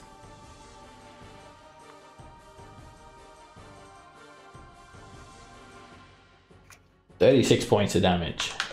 Is he a dragon? Not quite a dragon. He wants to be though. Concentration. It's one of his bonds. Tilting could polymorph him. Wants to be a dragon one day. Is he concentrating? No, it's this guy that's concentrating. No, dude. Oh, there's another one. All right. Yeah, there's two. Oh, you can't see him, Juliet? Cannot.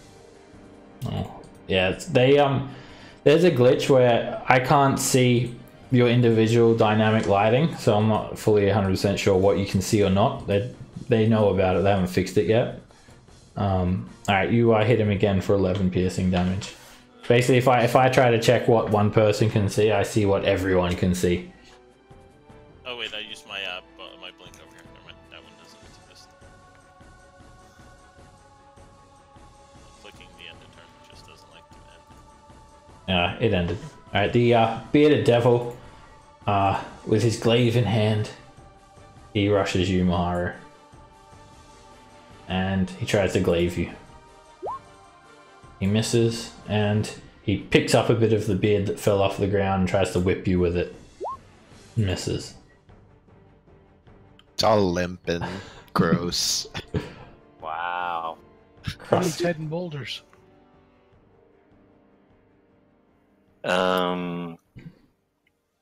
So I think I'm 20 feet down. So I could probably just get in range of that guy, I think. Yeah. If I move 40 feet. Oh, you can, yeah. You go 20 up. diagonal, so just... If you're moving like up, just pretend it's the same distance, because diagonals aren't counted as extra in 5e anyway. Okay. So. Then I'm going to nuzzle right in close here. Get within 5 feet of both of these guys here. Okay.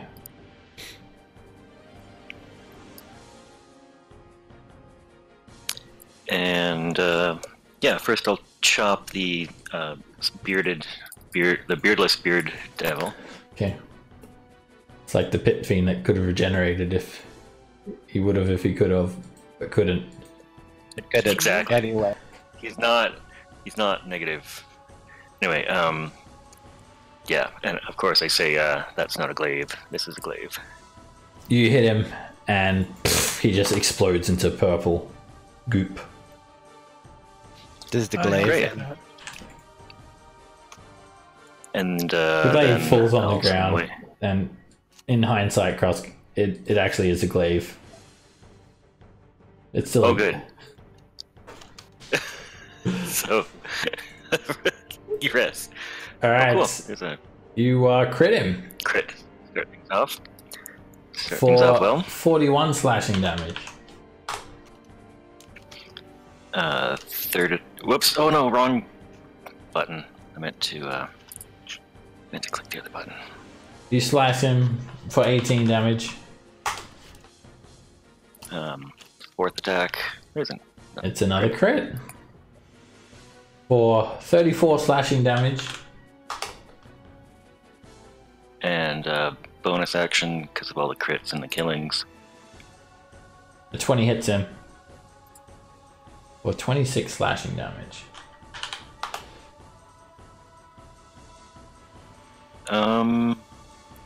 Yeah, I'll go ahead and Ivan leave it at that.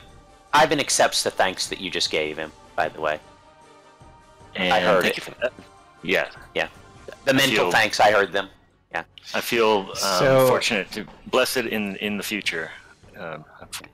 Yes, I'm buffed. All right.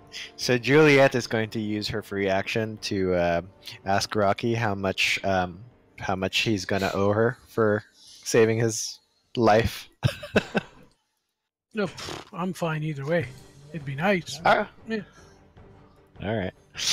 So I'm going to spend 2 charges of the Staff of Power to cast Levitate on the on Rocky. Feel Oh. free to use a Constitution save if you want to. Are you sure he doesn't weigh 500 pounds? How much do you weigh, Rocky, with all your equipment?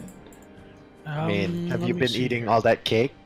You probably weigh like 300 pounds or something, and then you probably have like way more than 200 pounds, but I got 161 pounds in equipment, okay. and I am 200 pounds a dwarf. Alright, you're good. But do you want to make the Constitution save to be unaffected? Are you sure you want Um, to? Yeah. Yeah, I think I'll fail that. Alright, Are you sure? Yeah. Just as you're about to fall, Juliet catches you with Levitate. Saves me my etherealness spell. Okay. And then, so Yeah, Am I you at the actually same would level? fall for several rounds as well, Rocky, because you only fall 500 feet around. You'd be Yeah, like, you that's- fall for a good minute or something. I'd be like, am I at the same level as this ice wall? No, you're like below it, 40 feet. You're 70 feet Okay. below. Okay, then I will move 30 feet up. And then can I see this guy? Yes. if you can see him, you can see him. Okay, I need to change the... This is 7. Okay. Then I'm going to shoot a Crown of Stars mote with bonus action. It hits him, and there is just a shatter of ice as the devil just breaks into little mini chunks of ice. Yeah. Good shot.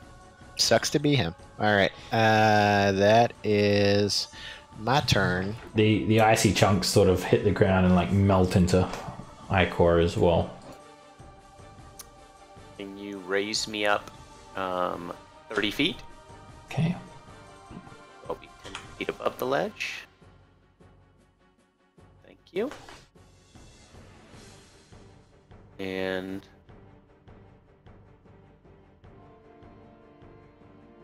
okay. See this guy?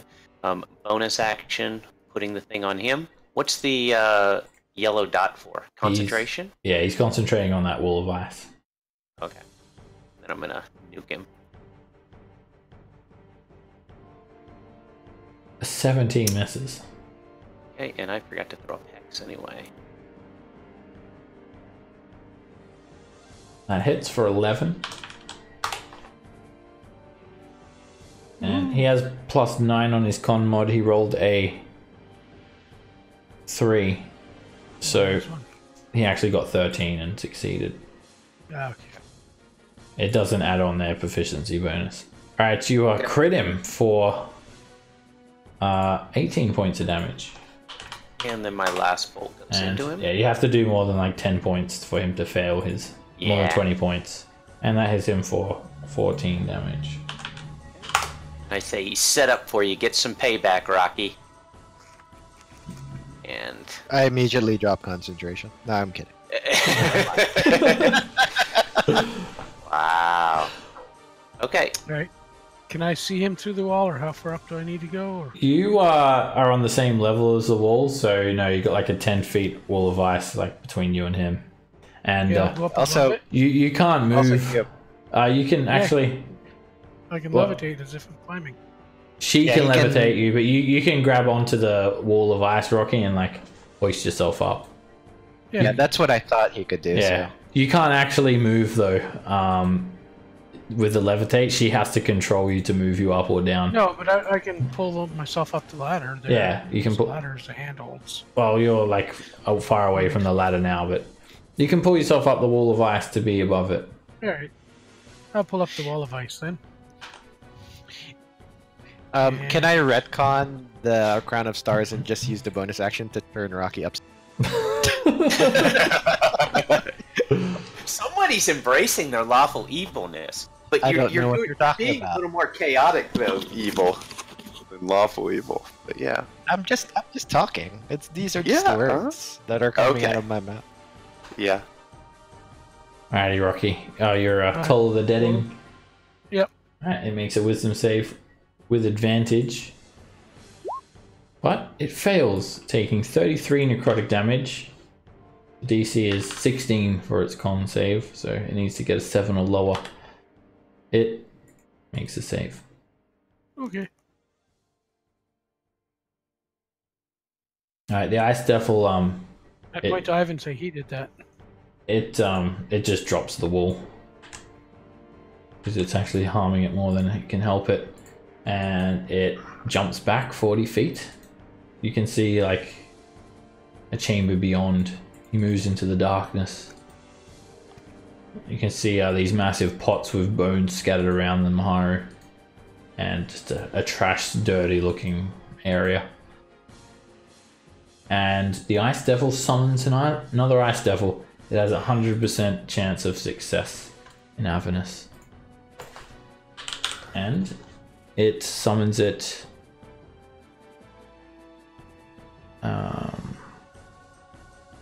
Where is the Ice Devil? Summons it like right here. Ice Devil like just appears out of nowhere and waves to you guys. Joins the turn order. It is going to go on initiative 19. I had it on. Oh, why did I have it on Whisper? Anyway, it goes on 19. So not for a. Is he using dark vision? The Ice Devils, maybe. You haven't really I haven't played seen them, but yeah, you can make an Arcana check. You fought them before. They'll give you advantage. From what you remember, they sort of seem to be aware of their surroundings. Like you don't think that they have more than just dark vision. They've got other senses. Some may think that they can see even if they're blinded. Some may call that blind sight. But that's only some. Those people. Alright, so yeah. Merely theory. Merely theory. Yeah. Alright, Maru. I don't like people running away, so shadow step over to the stage. And whack at him.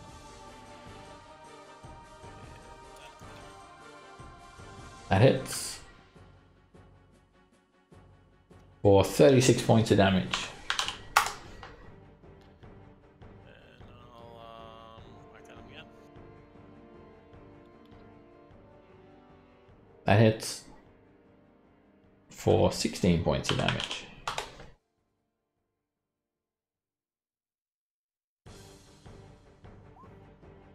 Husk. I'll go ahead and swing glaive at this guy. 23 is a hit. Or 22 slashing damage. That is a crit. For 38 points of damage. Another crit. For 39 points of damage. He keeps on ticking. That's a hit. Oh, these things are tough. 26 slashing. One bonus action is from all the crits. That is another crit. For 43 points of damage. I thought you said you wanted holy weapon. What do you need holy weapon for? Chop, chop, chop. It's true, the Great Weapon Master with the Foresight is the way to go, just all the time. Well, it he's helps pretty when you're a hurt. champion and you hit and you crit on an 18. That's nice too. So Yeah, it's nice to stack the crits. Yeah, I'll just cozy up to this guy. I want to be within 5 feet of him. Do you like hug him? Yeah, Alright. with my halberd. With your halberd. Alright. I'm just going to move like 20 feet here. Where is... Okay.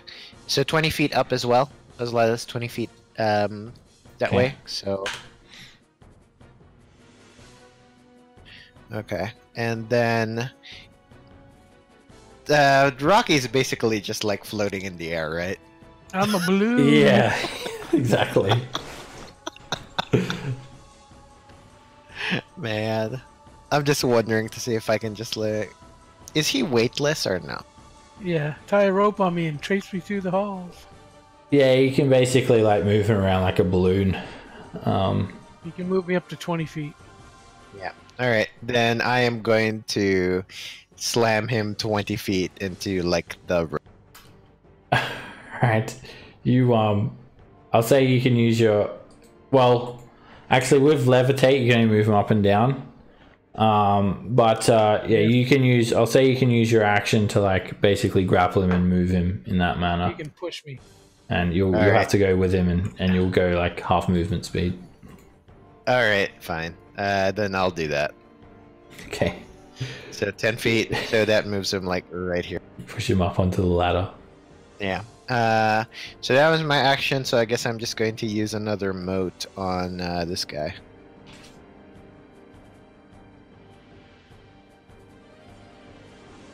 That hits him and breaks into chunks of ice that melt into a strange ichor on the ground. Alright. That's my turn. Ivan.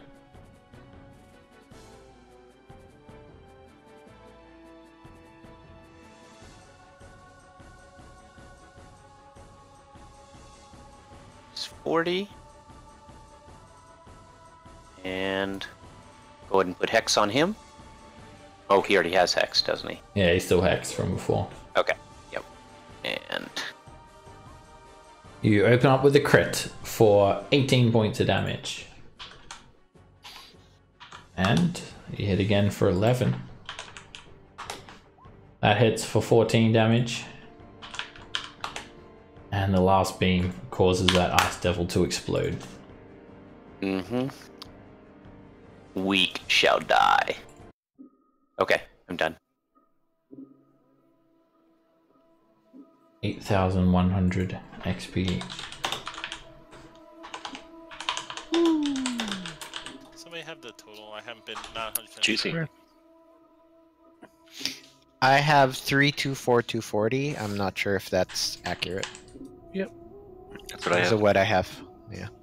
Yep, that's what I have also.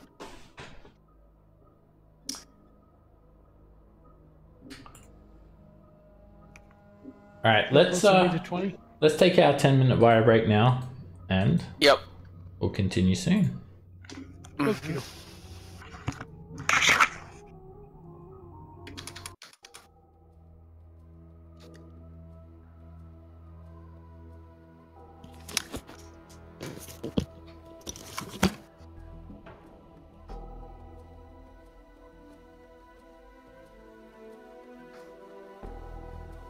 Yeah, halfway through to level 20.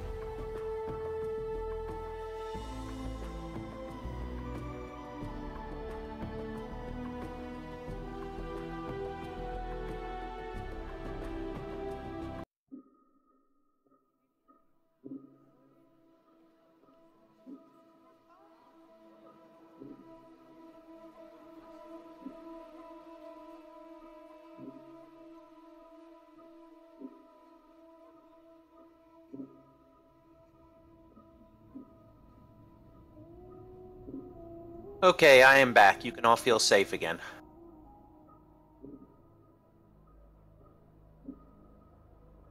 Okay. I can Thank tell you. how safe you felt. Yeah.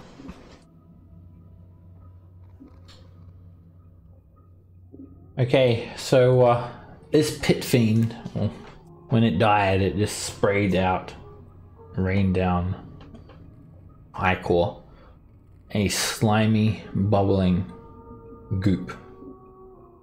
And all devils have done that. The mace did just plunge down into darkness, and the glaive from the bearded devil was the only thing that fell to the floor of that. And the icy tridents, which aren't particularly magical, they also hit the ground, left over by the ice devils. So this rusty iron like chain ladder, it leads up to this little rocky spur that Maharu was in, and you found this pit fiend seeming to be waiting for you guys. The bless from the prayer beads. Does it last? I think it lasts for like 1 hour or something. Have a look. I do not know. I know it's still a regular bless, but you do it as a bonus action. Yeah. It's gone away. Your concentration, Juliet, I presume. Yeah, I mean, or the did you wanna, concentration like- was on 11.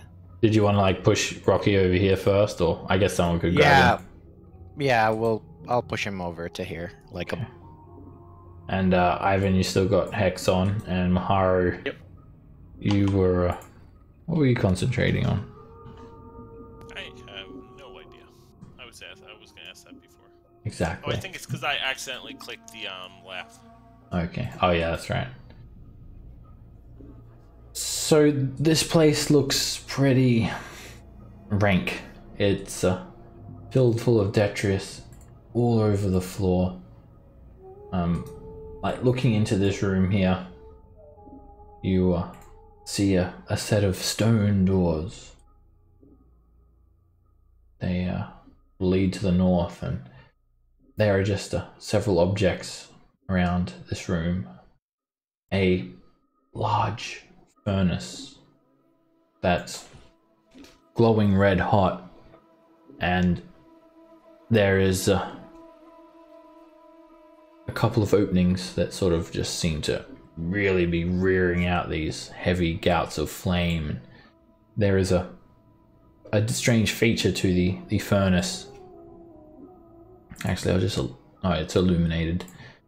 There is like a stone rack coming out of one of the mouths of the furnace. Now, a furnace wouldn't have any real use for this feature, particularly, but on this furnace there is like a charred corpse just laying across it, sort of in this area, as if they were tortured and burnt to death, their bones being incinerated before your very eyes and turned to ash.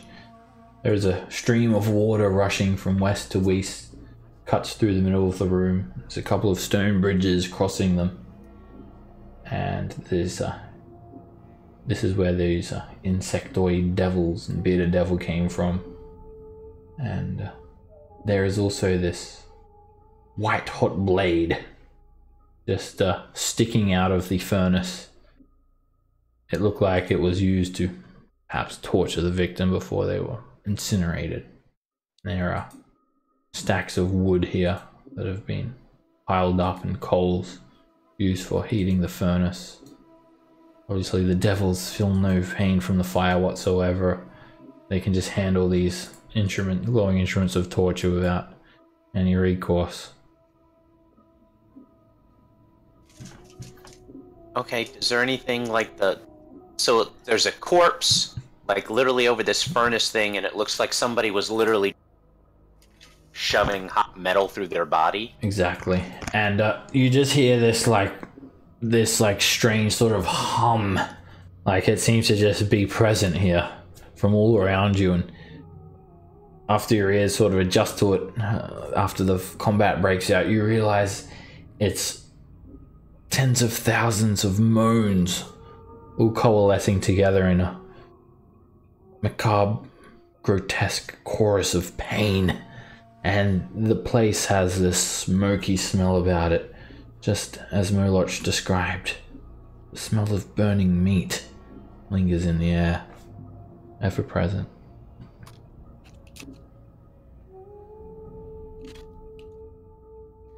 Okay. All There's right. Well, this is kind of a nice and homey place. There's also 2 cold forges as well that don't look like they're currently being used. Mara, you find this this stream. It just sort of travels into the wall and it narrows until it just becomes nothing more than a slither in the wall, leaking out to who knows where. Maybe it falls down into Dis, the second layer of the 9 hells. So the doors we see is here, here, and here? Yeah, there's a couple of wooden doors to the south.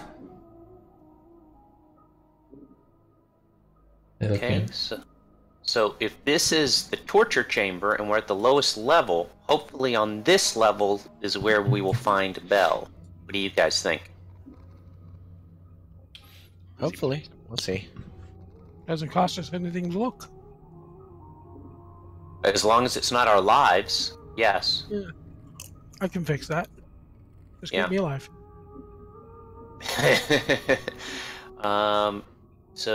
Listen at this door down here. Yeah. You put your ear up to it, Cross. You can make a perception check. And you're not hearing anything, but there's still this like chorus of these wails of tens of thousands of screams of torture that just almost becomes a blur. The ceiling is also quite high in this room. It's 40 feet high for anyone who wants to be up off the ground. Go ahead and put me at 30, please. Okay. Yeah, how high up? 40 30? feet. It's 40, this hall. And yeah, you just see like blackened, like scorch marks all over the ground, and it looks like instruments for forging, but more torture, evident by like large sets of clamps and tongs that have bits of viscera and blood on the ends of them, and even the axe that they're using to chop the wood to heat the forges have blood on them. In fact, you'd be hard pressed finding an instrument here that doesn't have some sort of gore attached to it. I'll go to 10 feet. Okay. And, okay, so I guess this is your specialty, Maharu. What do you think?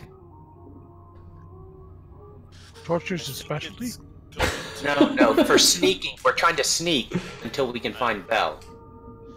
I think it's going to be very difficult to sneak with all these doors. It's they're going to be, unless we can figure out a way to get through the doors without opening them, everyone's probably going to be able to see us. But we could try. I mean. Okay. All right. Well. Hold on. Well, you can creep doors open slowly, and as long as no one's like looking at it, unless someone's specifically guarding the door, you can't imagine they'll see you if you've got a good stealth. Or you could do that. I'll listen at the door. Go ahead and make a perception check.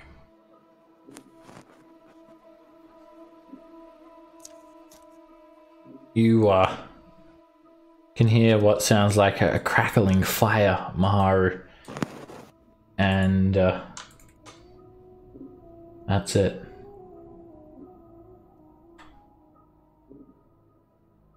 I don't hear anything. I mean, we can try and open. Does the door look locked? Or just closed? It's definitely not locked. It's closed.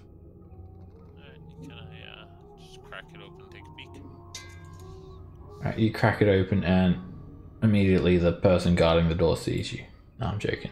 You crack it open and you peer into a massive hall. It's enormous and it's lined with these great pillars The pillars are all elaborately carved.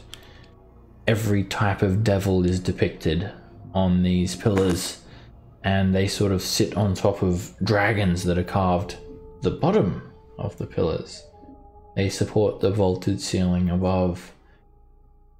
There is a thick smoke in this room, and it smells more like this burning meat, and you would liken that to the 4 corpses that have been impaled with a large iron rod and that sort of slowly rotate over hot coals.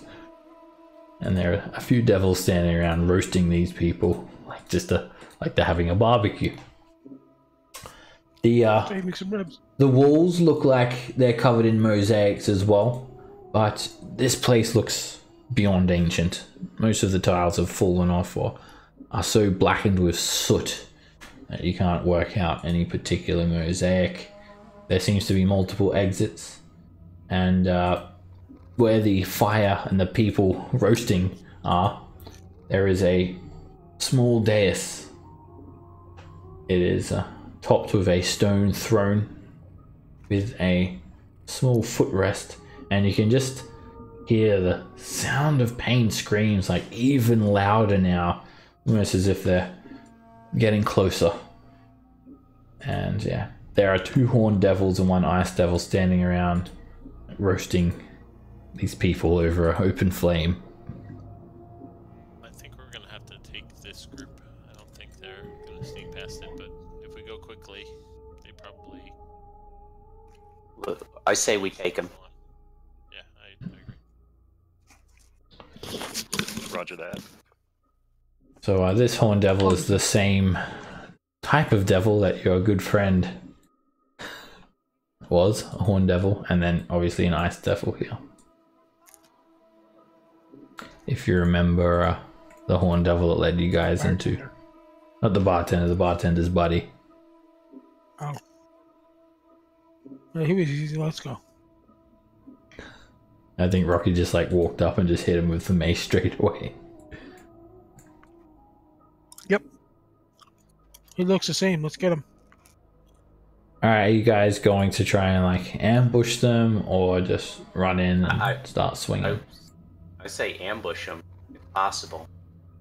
I mean, you've given us the pass without trace, so do we want Crust to lead us off?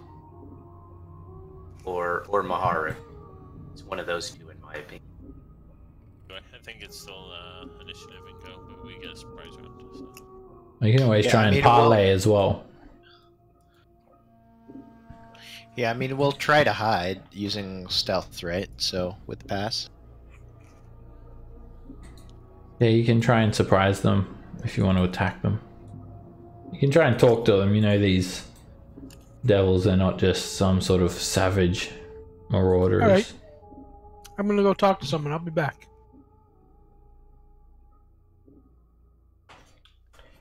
While he does that, while he does that, Seb, I'm going to try to hide.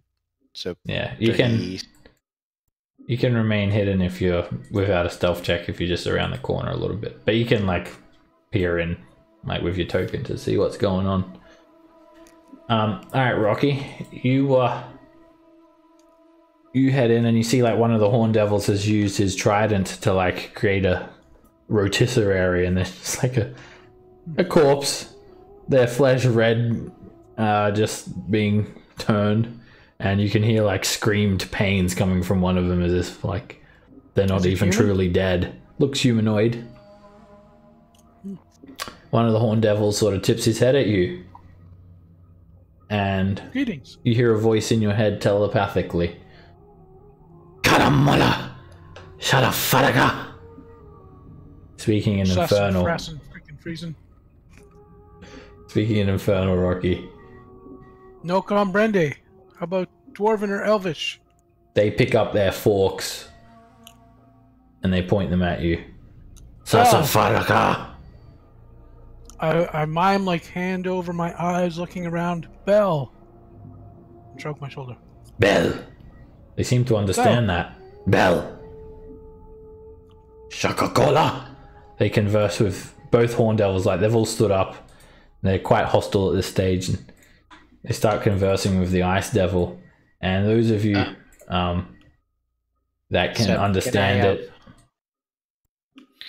While hidden, can I subtle cast a comprehend languages from my helm so I can understand what they're?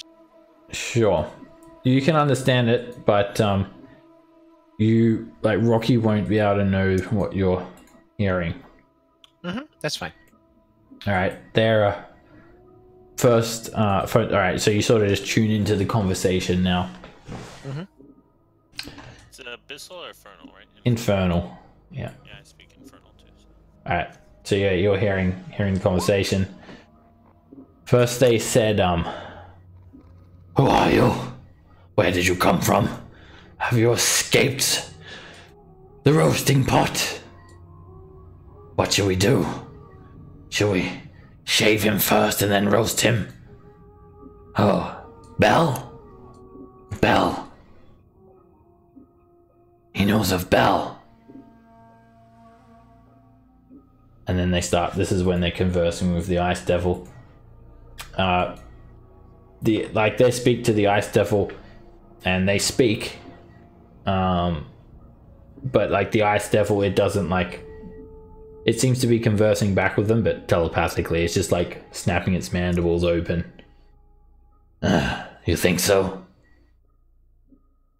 Very well. Grab him. And they go to just grab you, Rocky. Okay.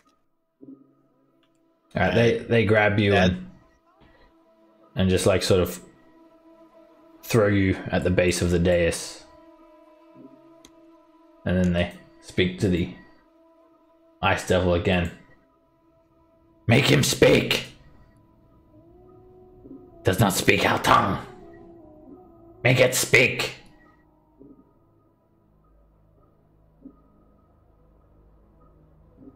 And they just start yelling at you. What do you want with Bell?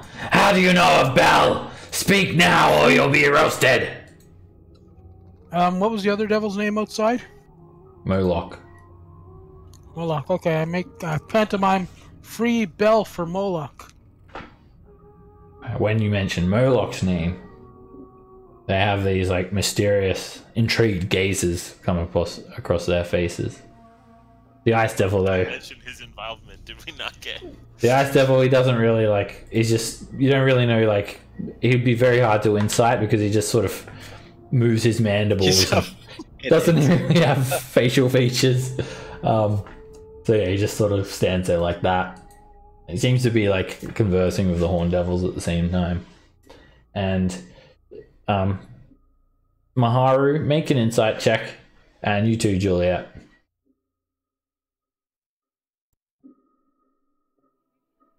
Not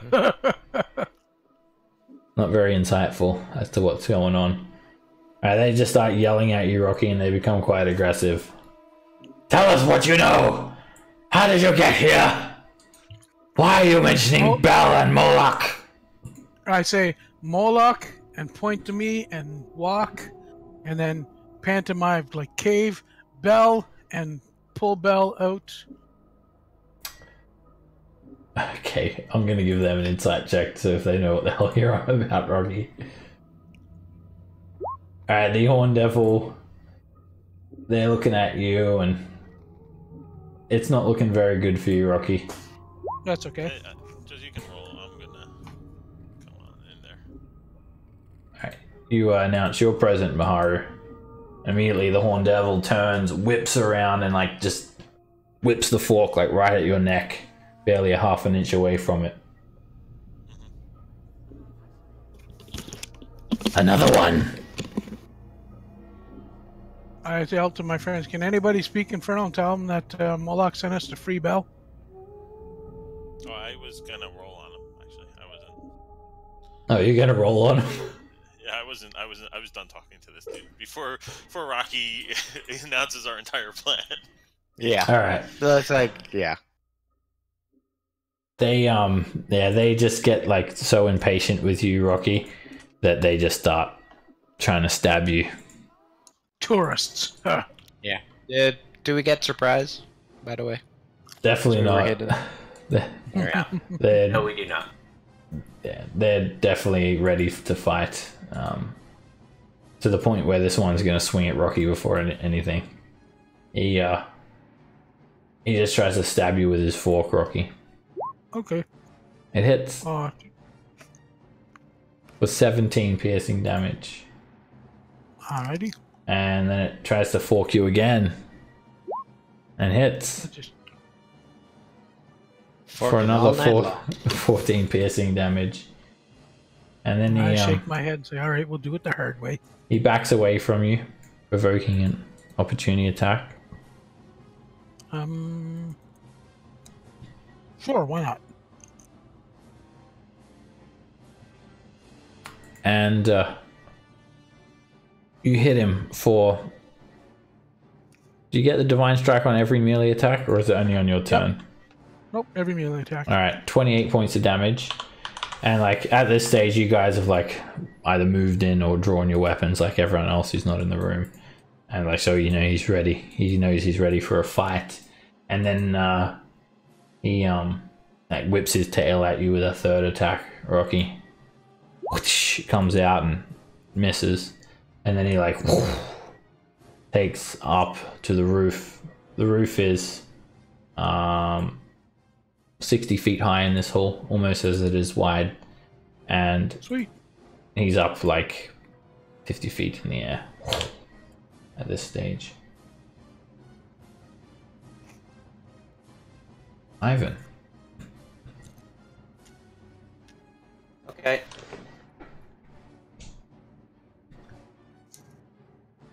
Put hex on that on the ice devil, please. X goes on.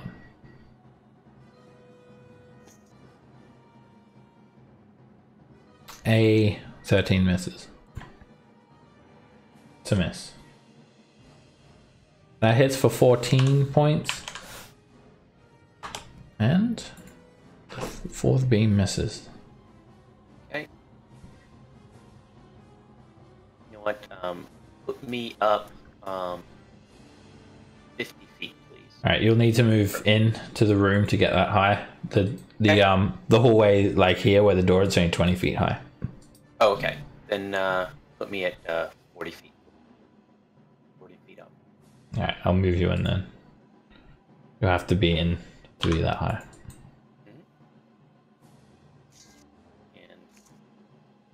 And I'm done. yeah, these are all the pillars. There's just like a pile of crap. Looks like straw and sort of bed rolls. Other than that, there's no other major features of this room that you need to know about. Rocky. All right. I yell Moloch's name as a battle cry, and hit the guy in front of me. That hits. He's like pretty surprised. You just like clock him in the face for 33 points of damage. Juliet. Okay, I'm going to pop out. Action is I'm going to twin. I'm going to twin Chill Touch first on this Ice Devil, followed by this guy. So first attack. That hits for 10. That's terrible. All right. Second attack. That hits for 17. And then followed by a moat on the Ice Devil. Where is that? Here we go.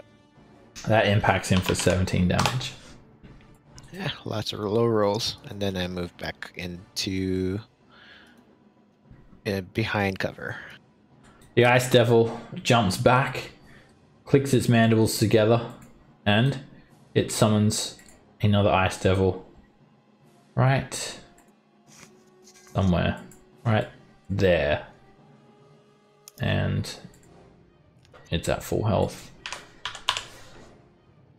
And I'll roll initiative for it. I'm also going to make it like a different color so you can see which one is the one that was summoned. It's particularly icy, this one. It's going to go on 5. Maharu.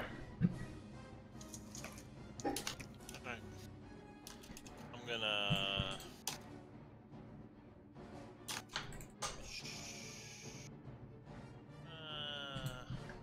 Okay, looks like he's leaving. You know how I like people that are leaving. To hear, play with his face. I'll swing it in.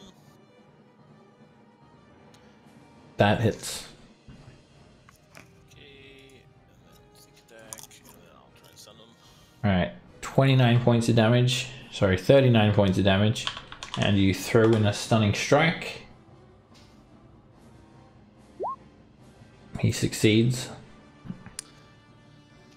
Can't say I'm surprised. That hits. And then the For 15, and that hits. For 13. 15. 15. Oh yeah. The extra That 2. one, I think the other one.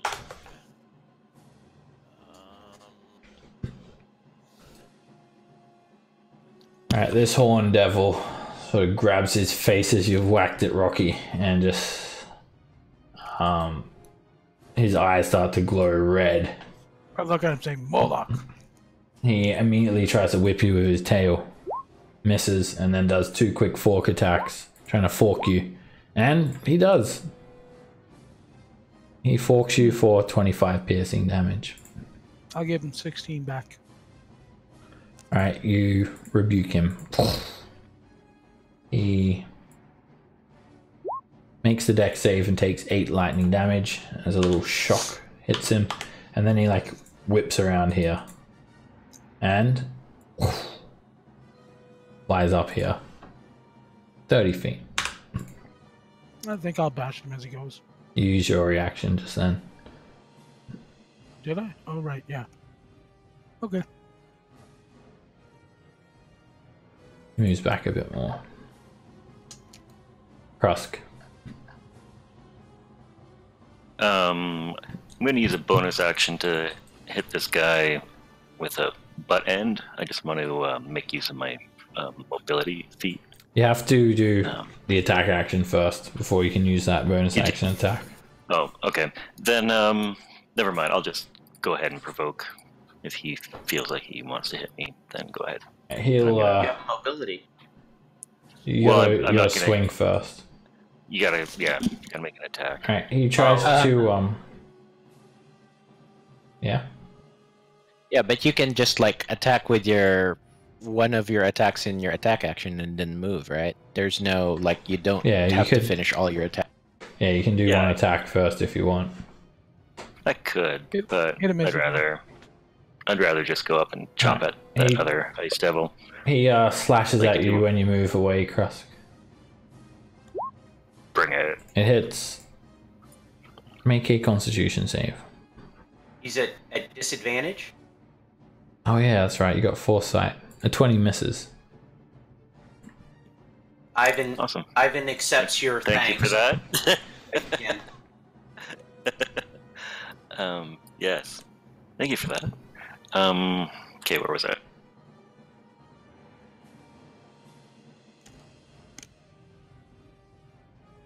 Oh, sorry. I forgot to hold button in my talking thing there. So yeah, 40 feet of movement up beside that guy, and first wave attack. And That's 50 feet of movement where you went.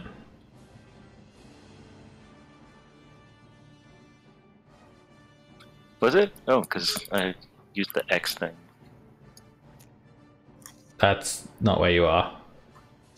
You would have gone like this. Oh. I'll pan your movement for you so you can see. I thought I was beside Ivan, sorry.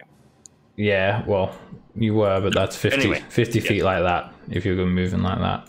5 feet to move through Ivan. You can't go diagonal through the wall. And then, yeah, it would be 50 Right. feet to get there. Cool. He's Thank not you moving for that. to me. I'm 40 feet in the air. Oh yeah, well still, it's But still it's still 40, 5 feet. it's still 45. It's more than 40 feet. Yep. It's all good. Yeah, 40 would be here. It Yeah. would be right where you are right now. Yep. Which is Yeah, still in melee range of you, because you got reach. Cool. Thanks for that. Yeah, so attacking. A Back our 17 misses. Oh, is Bless no longer on? It only lasts 1 minute. Did you drink the heroism potion yet? I don't remember if you did. No, No? no, I did not. Okay. No. Okay. That's a crit for 47 points of damage. Third. And that hits. Right, when you hit that ice devil, he shatters into little myriad chunks of ice, and this ice devil disappears as well. He just vanishes. Bye, Felicia. Great. Kiki, do you love me? Where you going? Alright, this horn devil flies within 10 feet of you, Rocky, and it furiously thrusts its fork at you. It misses, does it again, and it hits Oh, yes. for 15 piercing damage. And then it just hurls a flame at Maharu because he rudely interrupted him.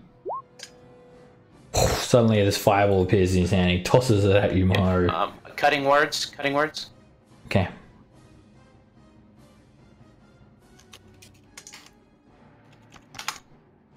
A 20 just misses. Uh-oh. And then the horn devil looks at you and swoops down behind you, Maharu, and sees Juliet and waves. Hi.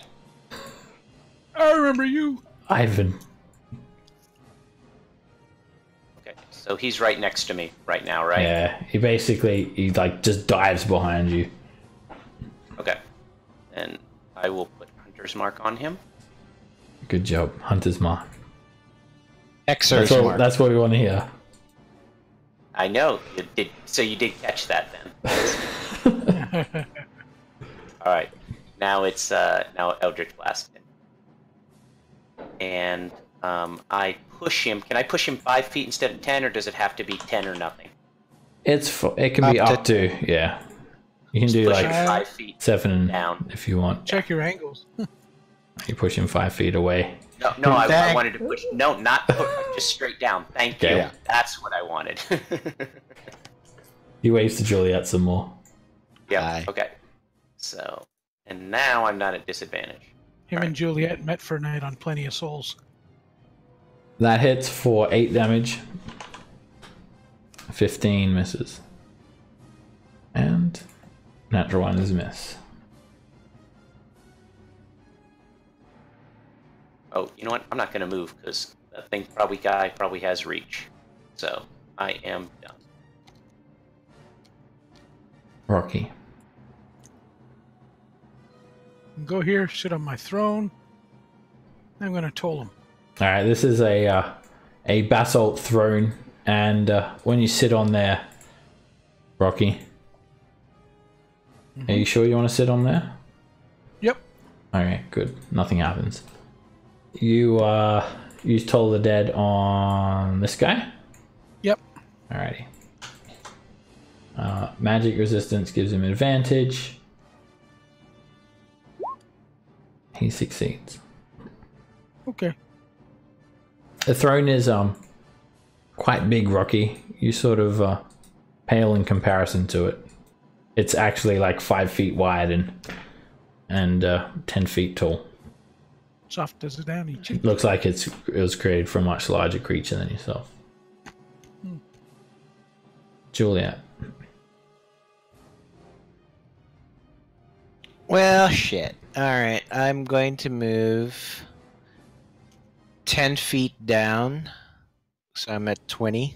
Alright, you will provoke from the Horn Devil. And okay. he tries to whip you. Miss. Okay. So that's 10, 15, 20, 25, 30. Skipped a one. Yeah, and then I'm going to chill touch, twin chill touch. First one here, second one here. Okay. Okay. First one. He's hit for 18 necrotic damage. Second one. That hits for 13 necrotic damage. And then bonus action moat. On this guy? Yeah. That hits for 22. Yep, down to 3 moats. Alright. That is my turn. Maharu. Right. Is all this freaky lighting the way that the freaky lighting is? Actually, no. There shouldn't be any light apart from this like low light coming from the flame. Let me take away all the other lighting for you. Okay. So I'm gonna come into here, and so in the low light with the skulker, I should be able to hide right here, right? Low light isn't lightly obscured. Lightly obscured is like light snow, or the smoke that I mentioned is everywhere. Everywhere is lightly obscured in here. It's the smoke coming off the roasting corpses, or not so corpsey corpses. So can I hide then? Yes, everywhere in this area is lightly obscured. So I'll hide, and then I'll just use my hand crossbow to plink at this dude. That hits him.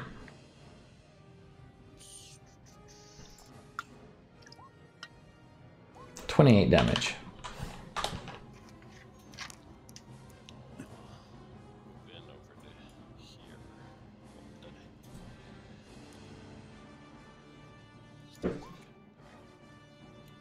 Alright, this horn devil.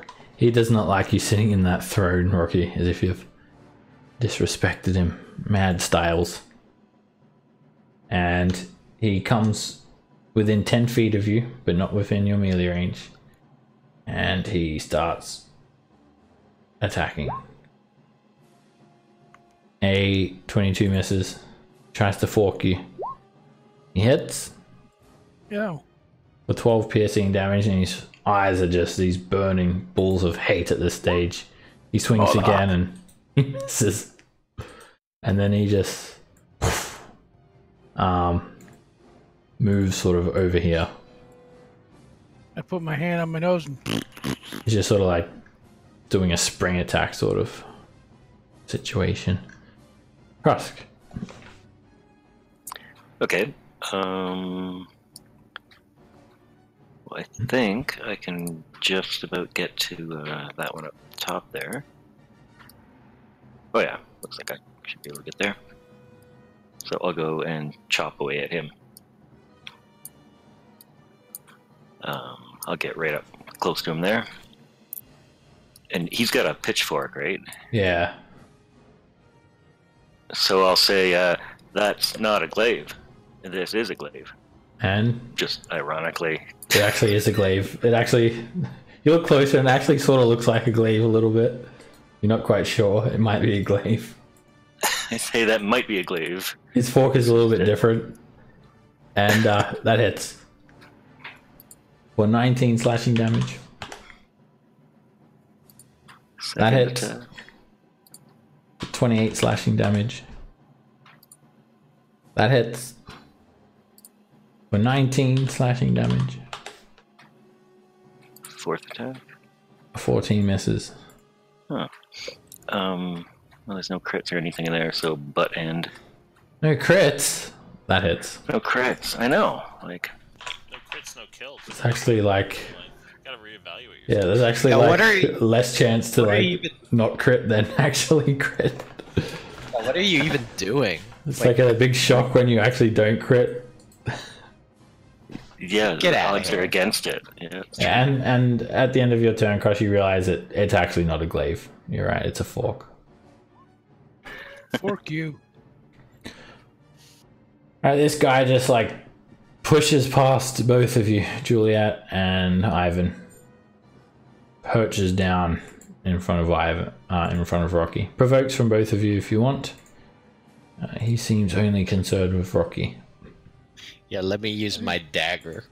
So I have forecasting, so I can use Eldritch Blast. If I Sure, remember correctly. you can. All right, you hit for 9 damage. Do you have That hits. Sentinel to go along with that? For 16 damage. That's a miss. And that's a 12 points of damage. And his eyes really fire up. You filthy dwarf.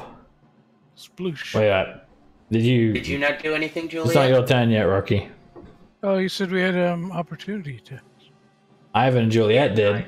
Oh, okay. He Fine. perches up and like towers over you, Rocky, and just sort of yells out in infernal, yeah. like loud enough for everyone to hear. This throne is for Bel! And he tries to fork you. Actually, Somebody want to tell him now that we're here to free Bell? as he's flying up to you before he actually reaches you, he just like tries to basically hit you in the face with a flame. Misses. And then he tries to fork you. And then he tries to tail you. And then he just stomps his foot on the ground. Chucks a tantrum. It's like, no, no, no, no, no. Ivan.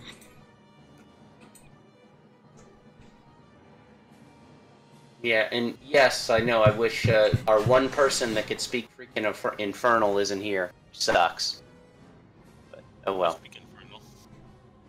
What? Well, fuck you Mari. did. Mari, you did get a pretty high stealth check, so maybe Ivan doesn't realize you're there.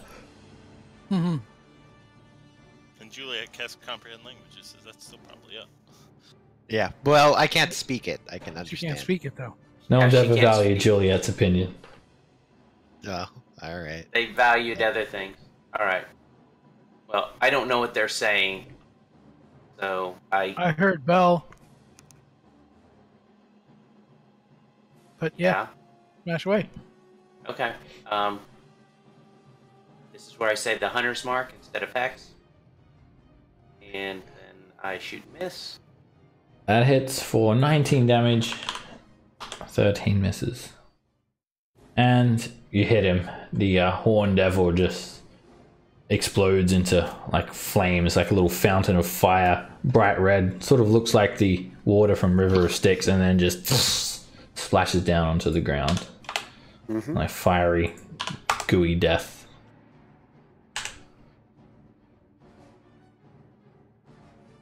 There's another one there. There is another one. Oh, sorry.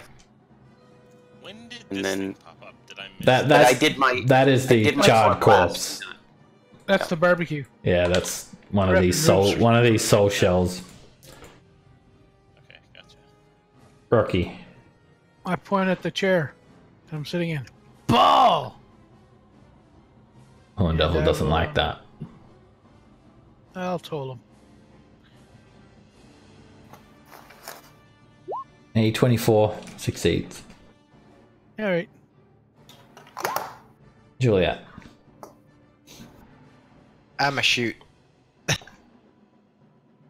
Now you could understand. Remember, you could understand everything that was being said. Yeah, but Yeah, I'm but not. she- But she they doesn't can't like you. understand me. But they can understand Mahari though, because he can speak. Yeah, well, So we do have somebody. sure. I can speak. Well, yes, but you just You're not here. You're not here You're in a on bag of 3 holding with a bottle of air. They put you on the portable hole. Colin. Yet. Told you to hold your Alright, breath. well, yep. I'm just going to chill touch this. Just That hits for 20 necrotic damage. Do those Christian people like grab you and join exorcism or something? Is that what happened to you? No, I had wife aggro. Arr. Different demon. The combat's like one turn from being over, Colin, so I'll add you in after this. Okay. You can open up the portable hole and pull you out. That hits. No stealth first, Maharu? Oh, you shadow stepped. Yeah, I shadow step. You hit him directly in the center of his forehead, and he just like it sort of cuts his head into two. The horns full sag to each side, and then he just dissolves to fiery blood. Those idiots. What was he saying about Bell at the end there? Oh, he says that's Bell's throne right there. They're probably friends of Bell and all. Oh, all right. Well, that kind of sucked then, because if they're friends, they might have known where he was. Eh. They didn't appear to be friends of us, though. Yeah. Yeah, but if they knew we were working... They seemed pretty worked up already, and they attacked anyway, even though that we were saying that we were here to come to get Bell, so... I don't think we ever told them in their language that they can understand we were here to get Bell. He didn't Oh, well. He Yeah, was no, in he the didn't. parlaying mood at that point. Yeah, we'll find somebody else. Yeah, they were basically at snapping point when you went in to attack Maharu. And Ivan lays out the portable hole, and a wild Corwin appears. Yay! So I was in there long enough. I had a long rest, right? Short rest. You should have had a long rest from earlier. Yeah, I don't know if you caught that or not. Yeah, he got the long rest from earlier. Rocky, before you cast any spells, I'm about to do a Aura of Vitality. But, okay, forget about it. I think I'm the only one that hit anyway, so.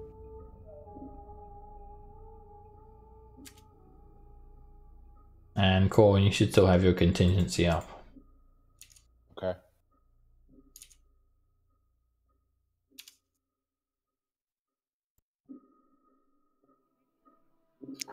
I like that. Hey, is this like a door back here? It is indeed. Somebody check the door behind me, behind my throne. I love how they jump to listen. Hey, get back there and check that. Don't be a geek. Before we open another door, I just want to make sure that everything else is not... Do I, hear anything coming down this way? So what is this, Seb? This is fire a person being roasted on a spit. It's a barbecue pit. Are they still alive? Well, they are being roasted over an open flame, but you hear them screaming the entire time. So, Are they like they're soul shells, so they're basically husks of people with souls trapped inside them that can never die and are just bound to a eternity of bleak torture.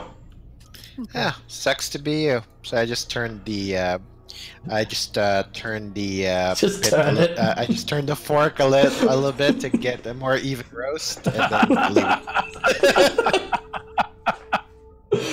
Hey man, this is you. This is your fault. Luckily, Maharu is the only one that's not evil at this stage. And actually, Corwin, you need to make one wisdom save. I didn't make it for you because I didn't want to be responsible for you turning evil.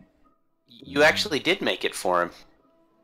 You rolled a 26. But he had to make 2. I made him 1. Oh, okay. And I'm not evil. I'm still good. You haven't fallen victim to eat the evil yet, Corwin. All right, Maharu, you come to the back of this. The people off the spit. Okay. All right. So first of all, Maharu's crept down the other side of the hall, and there are probably 6 different exits to this room. So Maharu, you're listening here. Yes, down at this one first. All right. Make me a perception check. You hear the sound of you don't know how to quite describe it. Maybe a mixture of dripping and bubbling something. A squelchy sort of sound that's persistent. And it's pretty far off.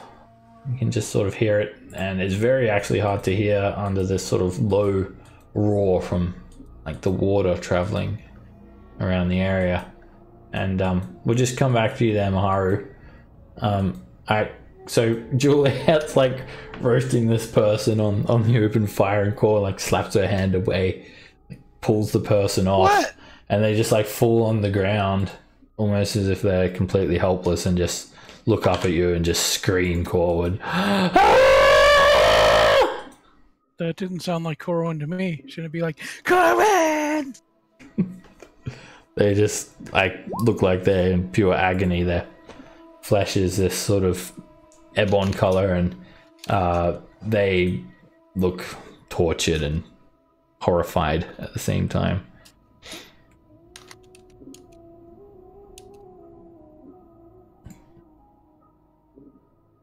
Like you saw these souls basically like streaking down the sky like a fireball and impacting the ground like craters, and more of these like creatures writhing around in the river Styx and whatnot. You're not sure if there's any hope for them, Corwin. And Is this a Well, door they're not here? roasting on my watch. you feel like the only true reprieve for them would just be to somehow finish them off. Oh, if I feel that way, I can do that. You need some sort of like radiant energy. Okay. Well, let me see if I can. Suddenly, you go to like look for some radiant energy, and I then have some radiant suddenly, energy. like the flesh of the creature, or as Rocky goes to like pull out his holy symbol or put forward his holy symbol for sacred flame, something starts happening to it, and its flesh starts moving, bubbling, and sort of blowing up, and contracting and extracting, and then it just sort of explodes, and this disgusting pink goop just hits the ground, and then it rises up and takes form of a lemur. Did it leave any ribs? No I was ribs. hungry. Damn it. Alright, so we gonna open that door behind the throne or what? So now there's just this like, Rocky just doesn't even care. There's just this like pink lemur just writhing around, waving its arms around. What's that, lemur? Timmy's fallen in the well? We should go open that door.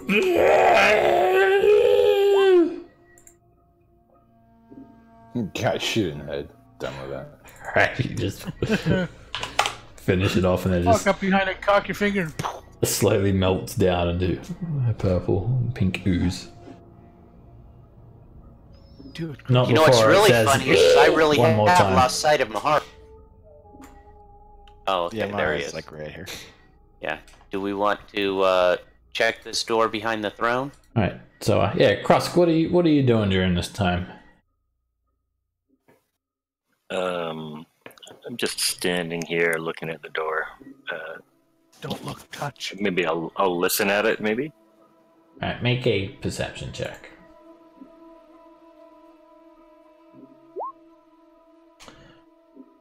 You are hearing the sound of armor moving, like clinking, as if someone's moving around in armor, heavy armor.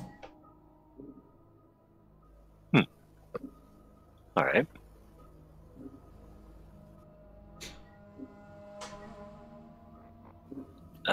I will mention that to Ivan here.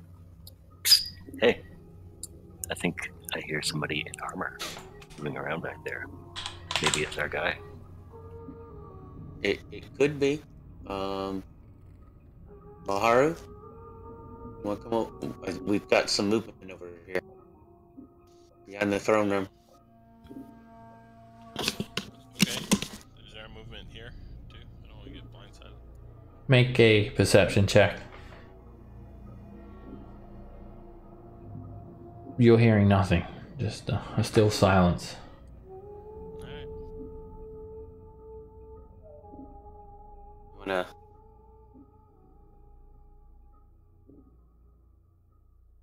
Here, Crust, give Maharu some room. Yeah, here. Is it locked or is it just shut? Oh, I haven't checked or anything. It I was just looking at it. is wood, but it's bound with these sort of this black metal, and there's intricate carvings. It certainly looks like some sort of religious theme to these carvings, indicating that perhaps this is like some sort of shrine or temple beyond.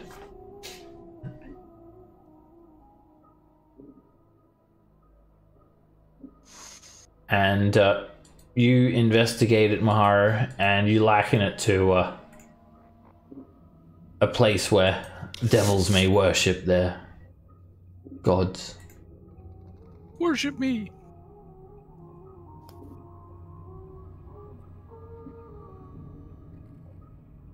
We've made our choice. This is where we want to go.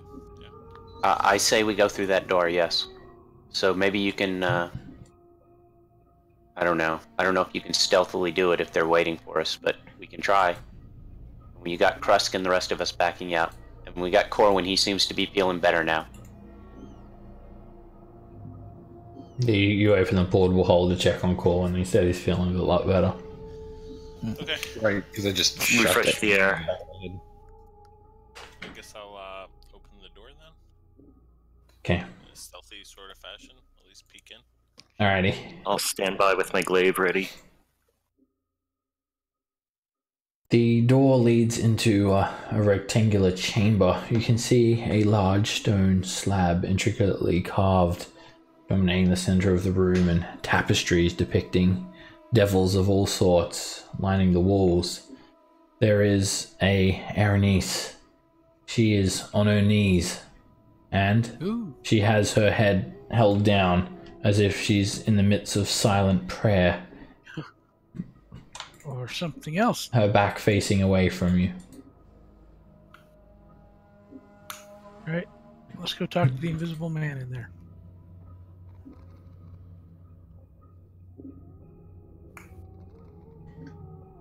I gesture like the door's open. She's not like talking or mumbling. You can imagine she's probably like saying her prayers in her mind telepathically. Maharu, go in and ask her how we can help free Belle.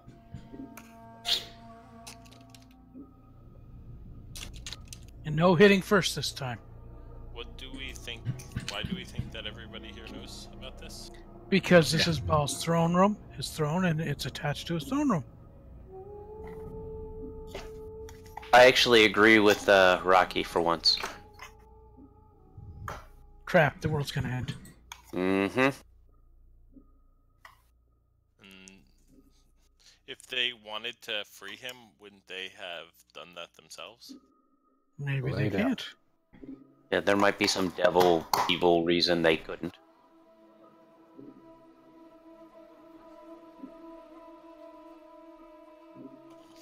Okay.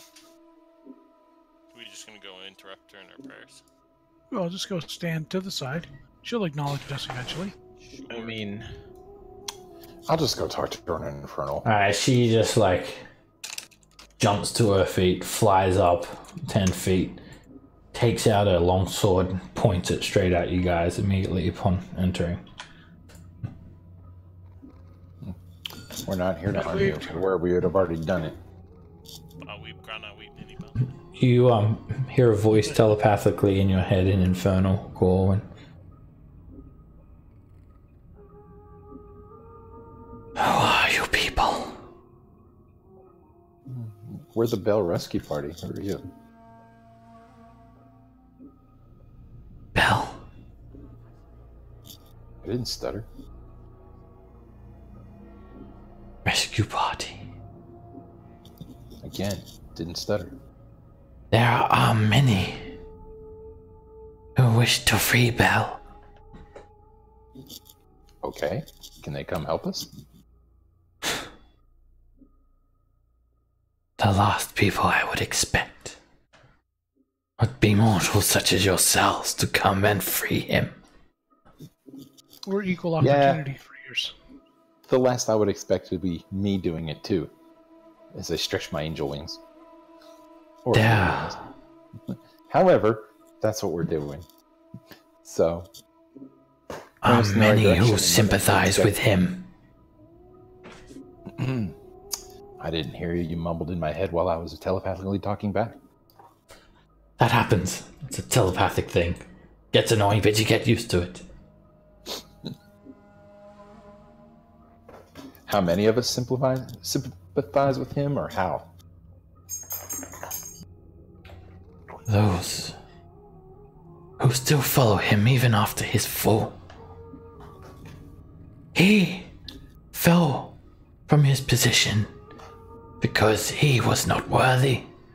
Zariel now is the ruler. Okay, so are you following Sariel, or you don't want to help us free Bell? You see she has this like glowing blue rope like wrapped around her waist, and it starts to move on its own. But not in a like a sort of snake charmer sort of fashion behind her. And he scrutinizes you, Corwin. Can I do an insight? Sure. On determine if she is a. Okay. I want to see if the idea of Belle is good or bad, basically, or from her standpoint. You sort of see her as a bit of a neutral stance at the moment, Ivan. I have one job. I wait and guard Belle. Oh. My loyalty lies with Zariel. I am destined to keep him imprisoned. My name is Ramira. Well met, Ramira. There are many who have tried to appease me and tried to convince me to release Belle. Matron mothers from drow cities, former pit fiends and archdevils alike. Some to sympathize with him, others to torture him for the inconveniences he may have caused. And never has Ramira failed to protect him from his would-be victimizers.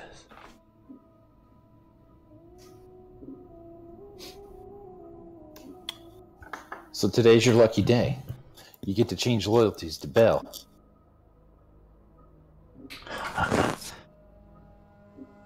Allow me to show you something. Sure. The blue glowing rope just uncoils and starts snaking its way to the east of the room, wraps itself around a door handle, and pulls the door open, and then continues in and drags something out, coiled around his neck.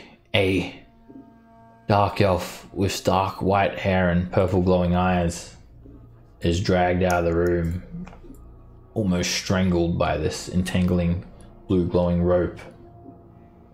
And he just is presented to you all. This is the finest gift I have been given by a matron mother. Just for a glimpse of him. You may glimpse if you can gift me something of equal value or greater, but never can I release him, for it would destroy me. This drow, he just looks like completely docile. I look at Goron. What'd she say? It's just like it always is for us. So we're gonna kill her? Alright, the drow is male, and he's dressed as a nobleman.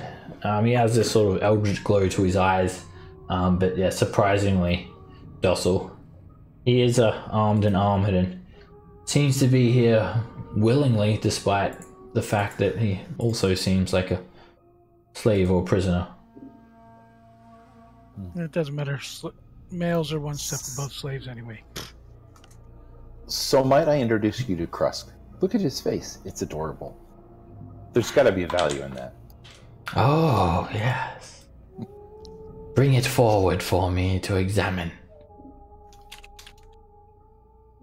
I message Krusk that he should step up and let her look at him.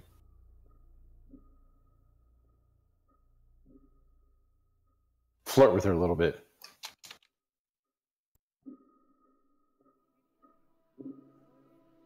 It's across there. He might be AFK. All right. I'm going to assume he walks up there a little bit. Just lets her look. With that face, yeah. Alright, he Right. walks up and the rope lets go of the drow. And then he just sort of stands there. And then the rope coils over to Krusk and just No touching. strokes It's a his look only. face. Ah, yes. Look at that face. It's like Brad Pitt with a beard. You would Angry. give this to me? Certainly, I sense great power within him. Well, not a gift. I'm just letting you look. Show you how wonderful we are. Ha! Besides, you said you Don't couldn't waste bail. my time. Well, can we bargain for bail, or are we stuck at the you can't do it? As I have mentioned, releasing him would destroy me. And only I know the secret to freeing him. Me and Zariel. So what Exclusively. would so So if you can't hear him, let me finish. Anyway, you and Zarium, is that the elf behind you? Zariel is the leader. Zariel. Oh, Zariel. Yeah. Okay, sorry. I couldn't hear what you said because it got cut off. Him? He is not worthy of a name. I agree. so what will destroy you if you release? Yes, I am bound by my honor, by life and blood. Such is the way of our kind. Loyalty is everything. Something that you mortals don't quite grasp.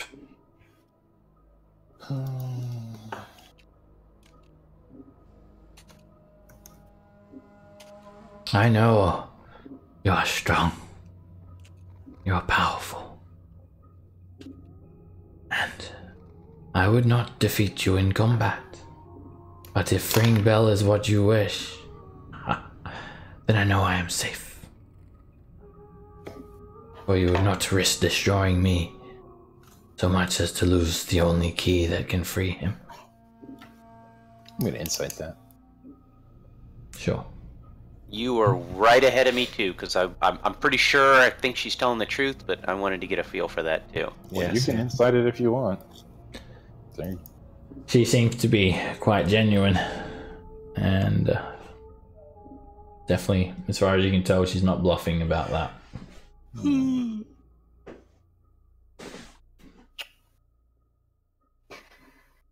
Rocky's So the going to eldest- sit down in the corner and have a nap while you guys figure this out because he doesn't understand what you're saying. So, in your code of honor, can you have a new oath surpass an old oath? To a greater? Such is not possible. Honor is honor. Honor is not bought. Except when paid with gold pieces. But other than that, it's not bought. Oh. So I sit down on my broom and go, except when paid in gold pieces. No, she seems like completely loyal to Zariel. You can't imagine that there's anything you could say or do to willingly make her abscond from her loyalties. And Aaroneses they're pretty smart as well.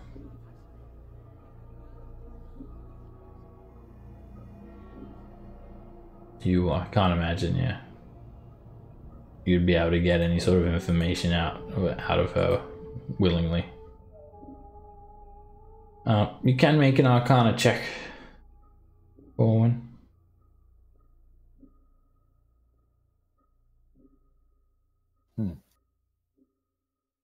yeah, you don't know nothing. Any sort of like weakness of hers, you can't discern anything like that.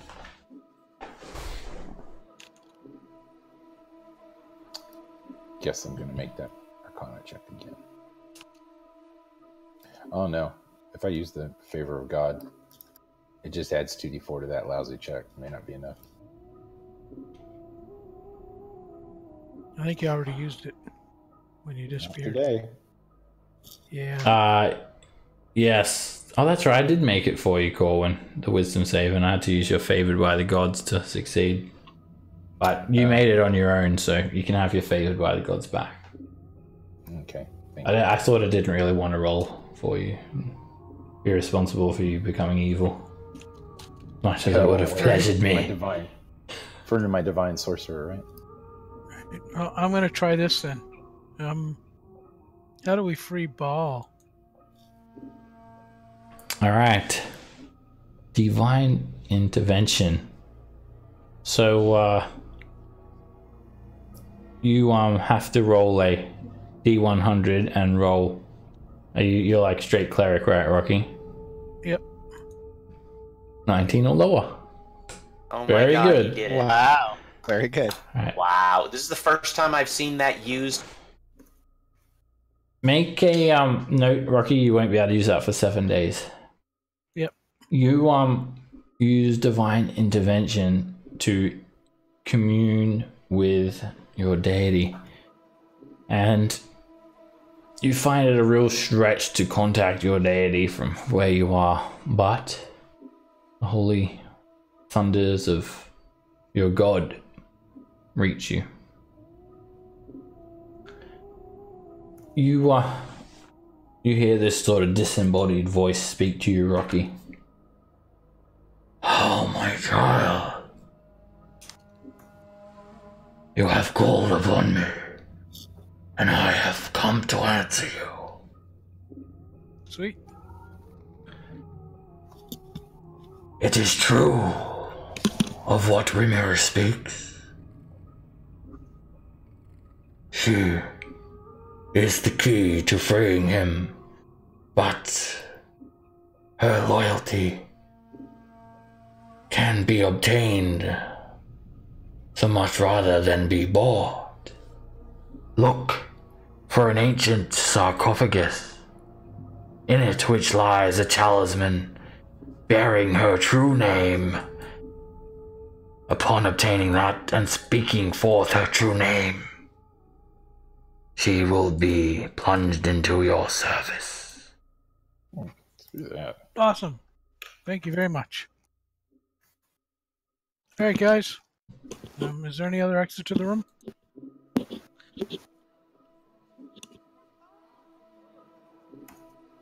All right, I'm going to walk down to this door.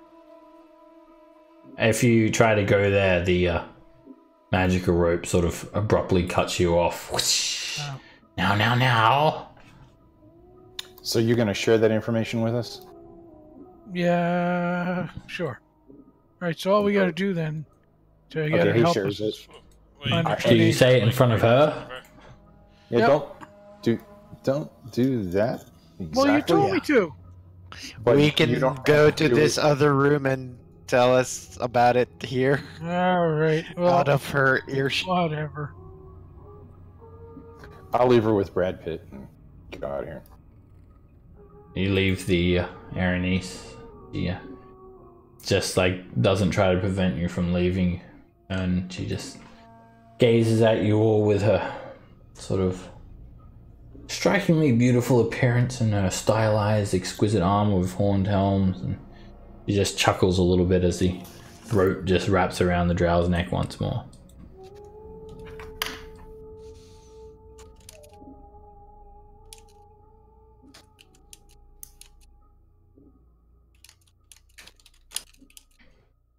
All right. Oh, I thought so- Kresk was still in there. Unless, well, I could be if. Yeah, I'm teasing. Oh, I try and go back in. Okay.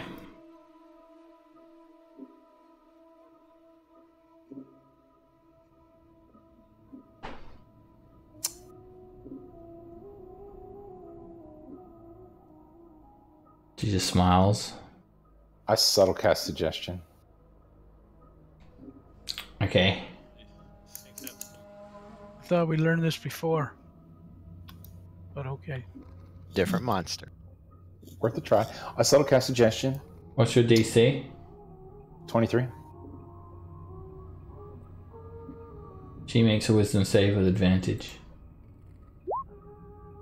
Mm-hmm. She fails. And I suggest that I believe you'd like to tell me your true name. And if you decide you would not like to tell me your true name, then Just I believe remember, that you don't want to tell me your true name anyway. suggestion is not going to cause her to do anything detrimental to her well-being. Sir. And telling her your true name would basically Definitely. be the worst thing that she could do. Yeah. Okay. No, but it was a good try. It was a good But try. you might want to suggest something else, Corwin. It has to be a course of action. Oh. Let's see. I believe that you're going to want It has to sound reasonable as well. Right. Hmm.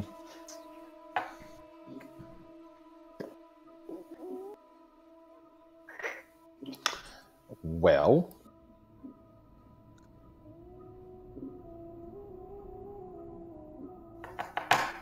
I'm perplexed. Yeah, I know. It's all right.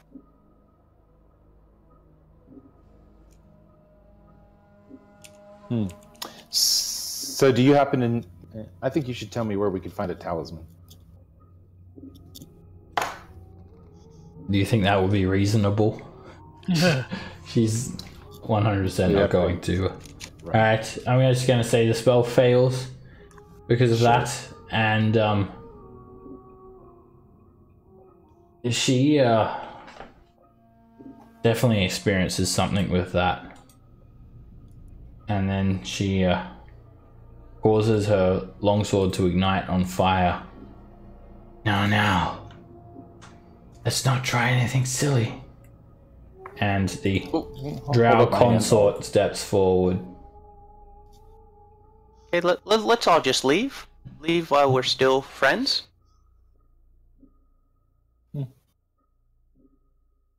I will gladly destroy myself Pretty face again. Look at the pretty. to guard Bell.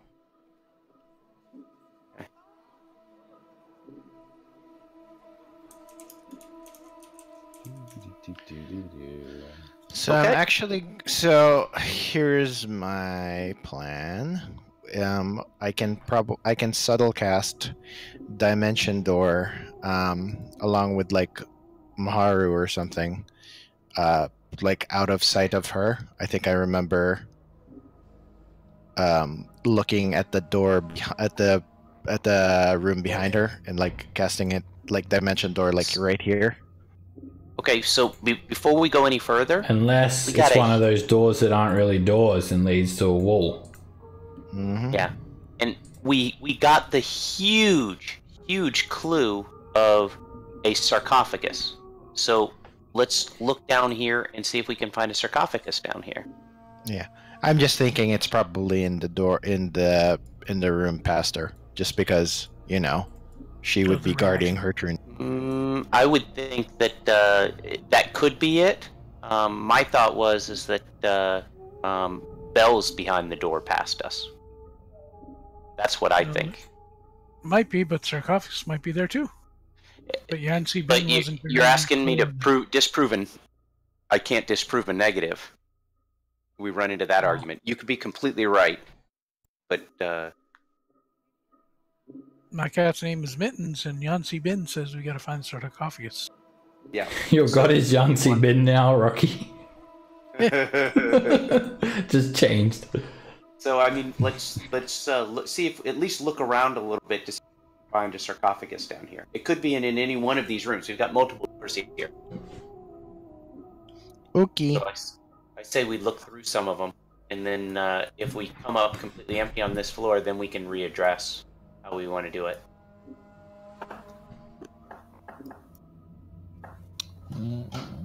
What is this right here? Oh, that's a door. Yeah. So how do you want to approach it, guys? I Like think this.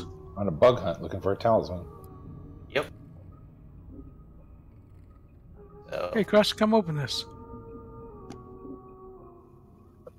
Yeah, I'll listen at it first.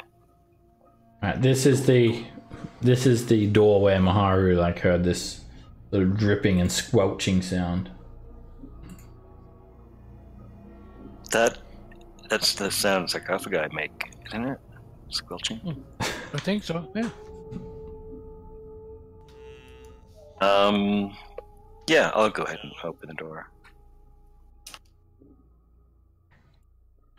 Alrighty, you open it up, and there are more scorched floors and more carvings of devils lining the walls. These ones are all lesser devils, nothing above a bearded devil, all like the lower forms of rankings of devils. So moving carefully so don't bug Maharu up front. He's just well hidden. it's right behind you. you go up these stairs and it leads to a corridor that opens up to a large room lined with hearths. The room looks like it serves as a kitchen. And even devils gotta eat. There are pots, pans, cauldrons and kettles lying on the floor, strewn across tables, and an archway leading into a pantry to the west, full of crates, rotten provisions, and it doesn't look like it is used or has been used for a very, very long time. Everything looks ancient and it looks like the tables are moldering. They'll probably collapse under their own weight any day now. No Devil Ramsay in Hell's Kitchen. There is this strange anomaly. In the far room, there is just like this weird ooze. It seems to be like dripping out of nowhere, about 4 feet above the ground. This like red goop, sort of like blood, just dripping onto the ground and not really forming a pool, as if it is like coming out of some sort of interplanar horde or something of the likes. This just red drop dripping goo.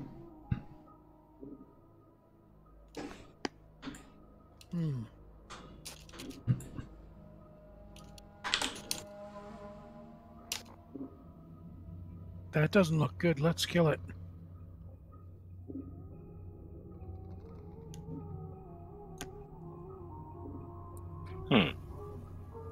Hey, you music guy. Point your finger at it. You don't have to kill it. Why don't we leave this room and go to another one? This doesn't look Nothing like we're a dies here. sarcophagus. This doesn't look like a sarcophagi type room. There might be clues in here. There might be. I mean, Well, somebody ninja perceive for secret doors or something. you're going closer. Rocky, Okay. make a Constitution save. Okay. You feel something just like weird sensation just come over you as soon as you approach this thing. And roll me a D100.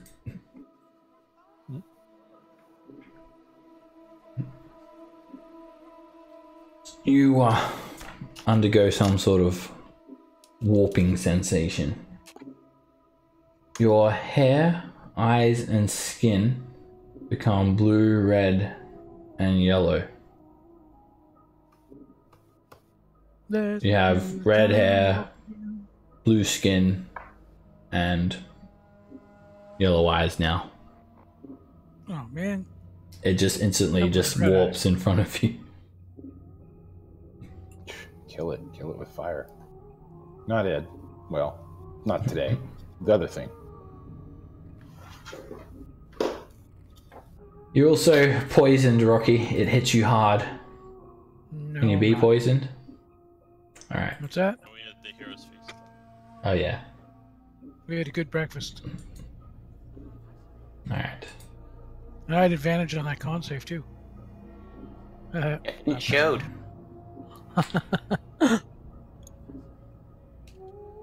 Hey guys, you got to come see this. All right, the sort of the transformation, it sort of starts to fade away slightly, Rocky, as if it's only a temporary thing.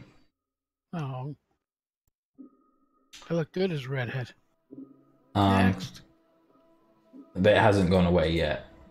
It just like it's not permanent so much yet. So does that thing in the other room look alive? It's like, imagine like there's just like this red ooze coming from an invisible spout that's just like dripping onto the ground repeatedly and just slowly pooling beneath it, and like it's coming from a different plane of existence or something. Okay, yeah, that sounds bad. I think Juliet should nuke it. Well, can I try to make like an Arcana check to get an idea, or some type of check to get an idea of what it might be, like a nature check, Of course. Arcana, something? So what would Make you recommend? an Arcana check for this one. Alright. Not my best stat, but Going to be a tricky one. You've got no idea what this is, Ivan. yeah. Next time, Ivan, consult. Maybe I can help you. Let me try. With some guidance from Rocky. There you go.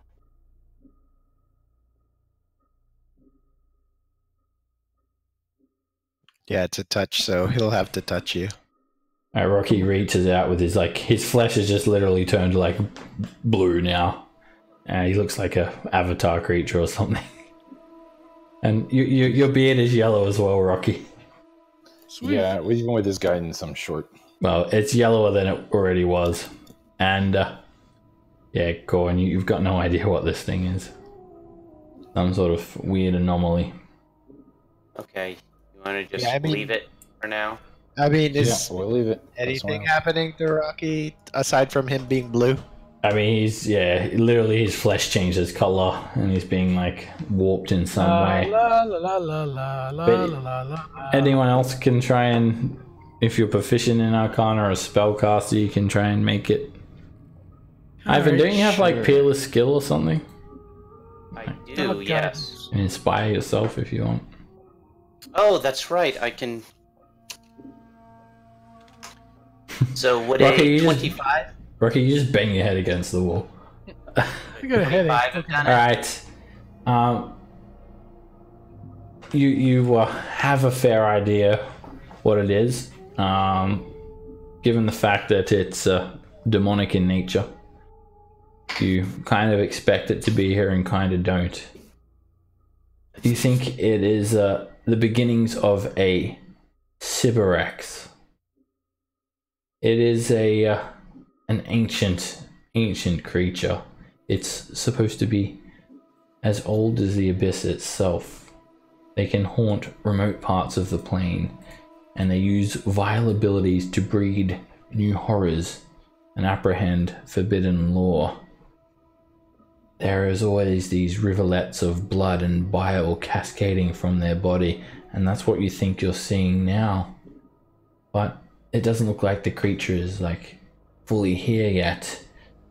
Where these noxious fluids hit the ground, the landscape in the immediate vicinity becomes polluted, and that's what happened to Rocky, basically. They're very ancient creatures. They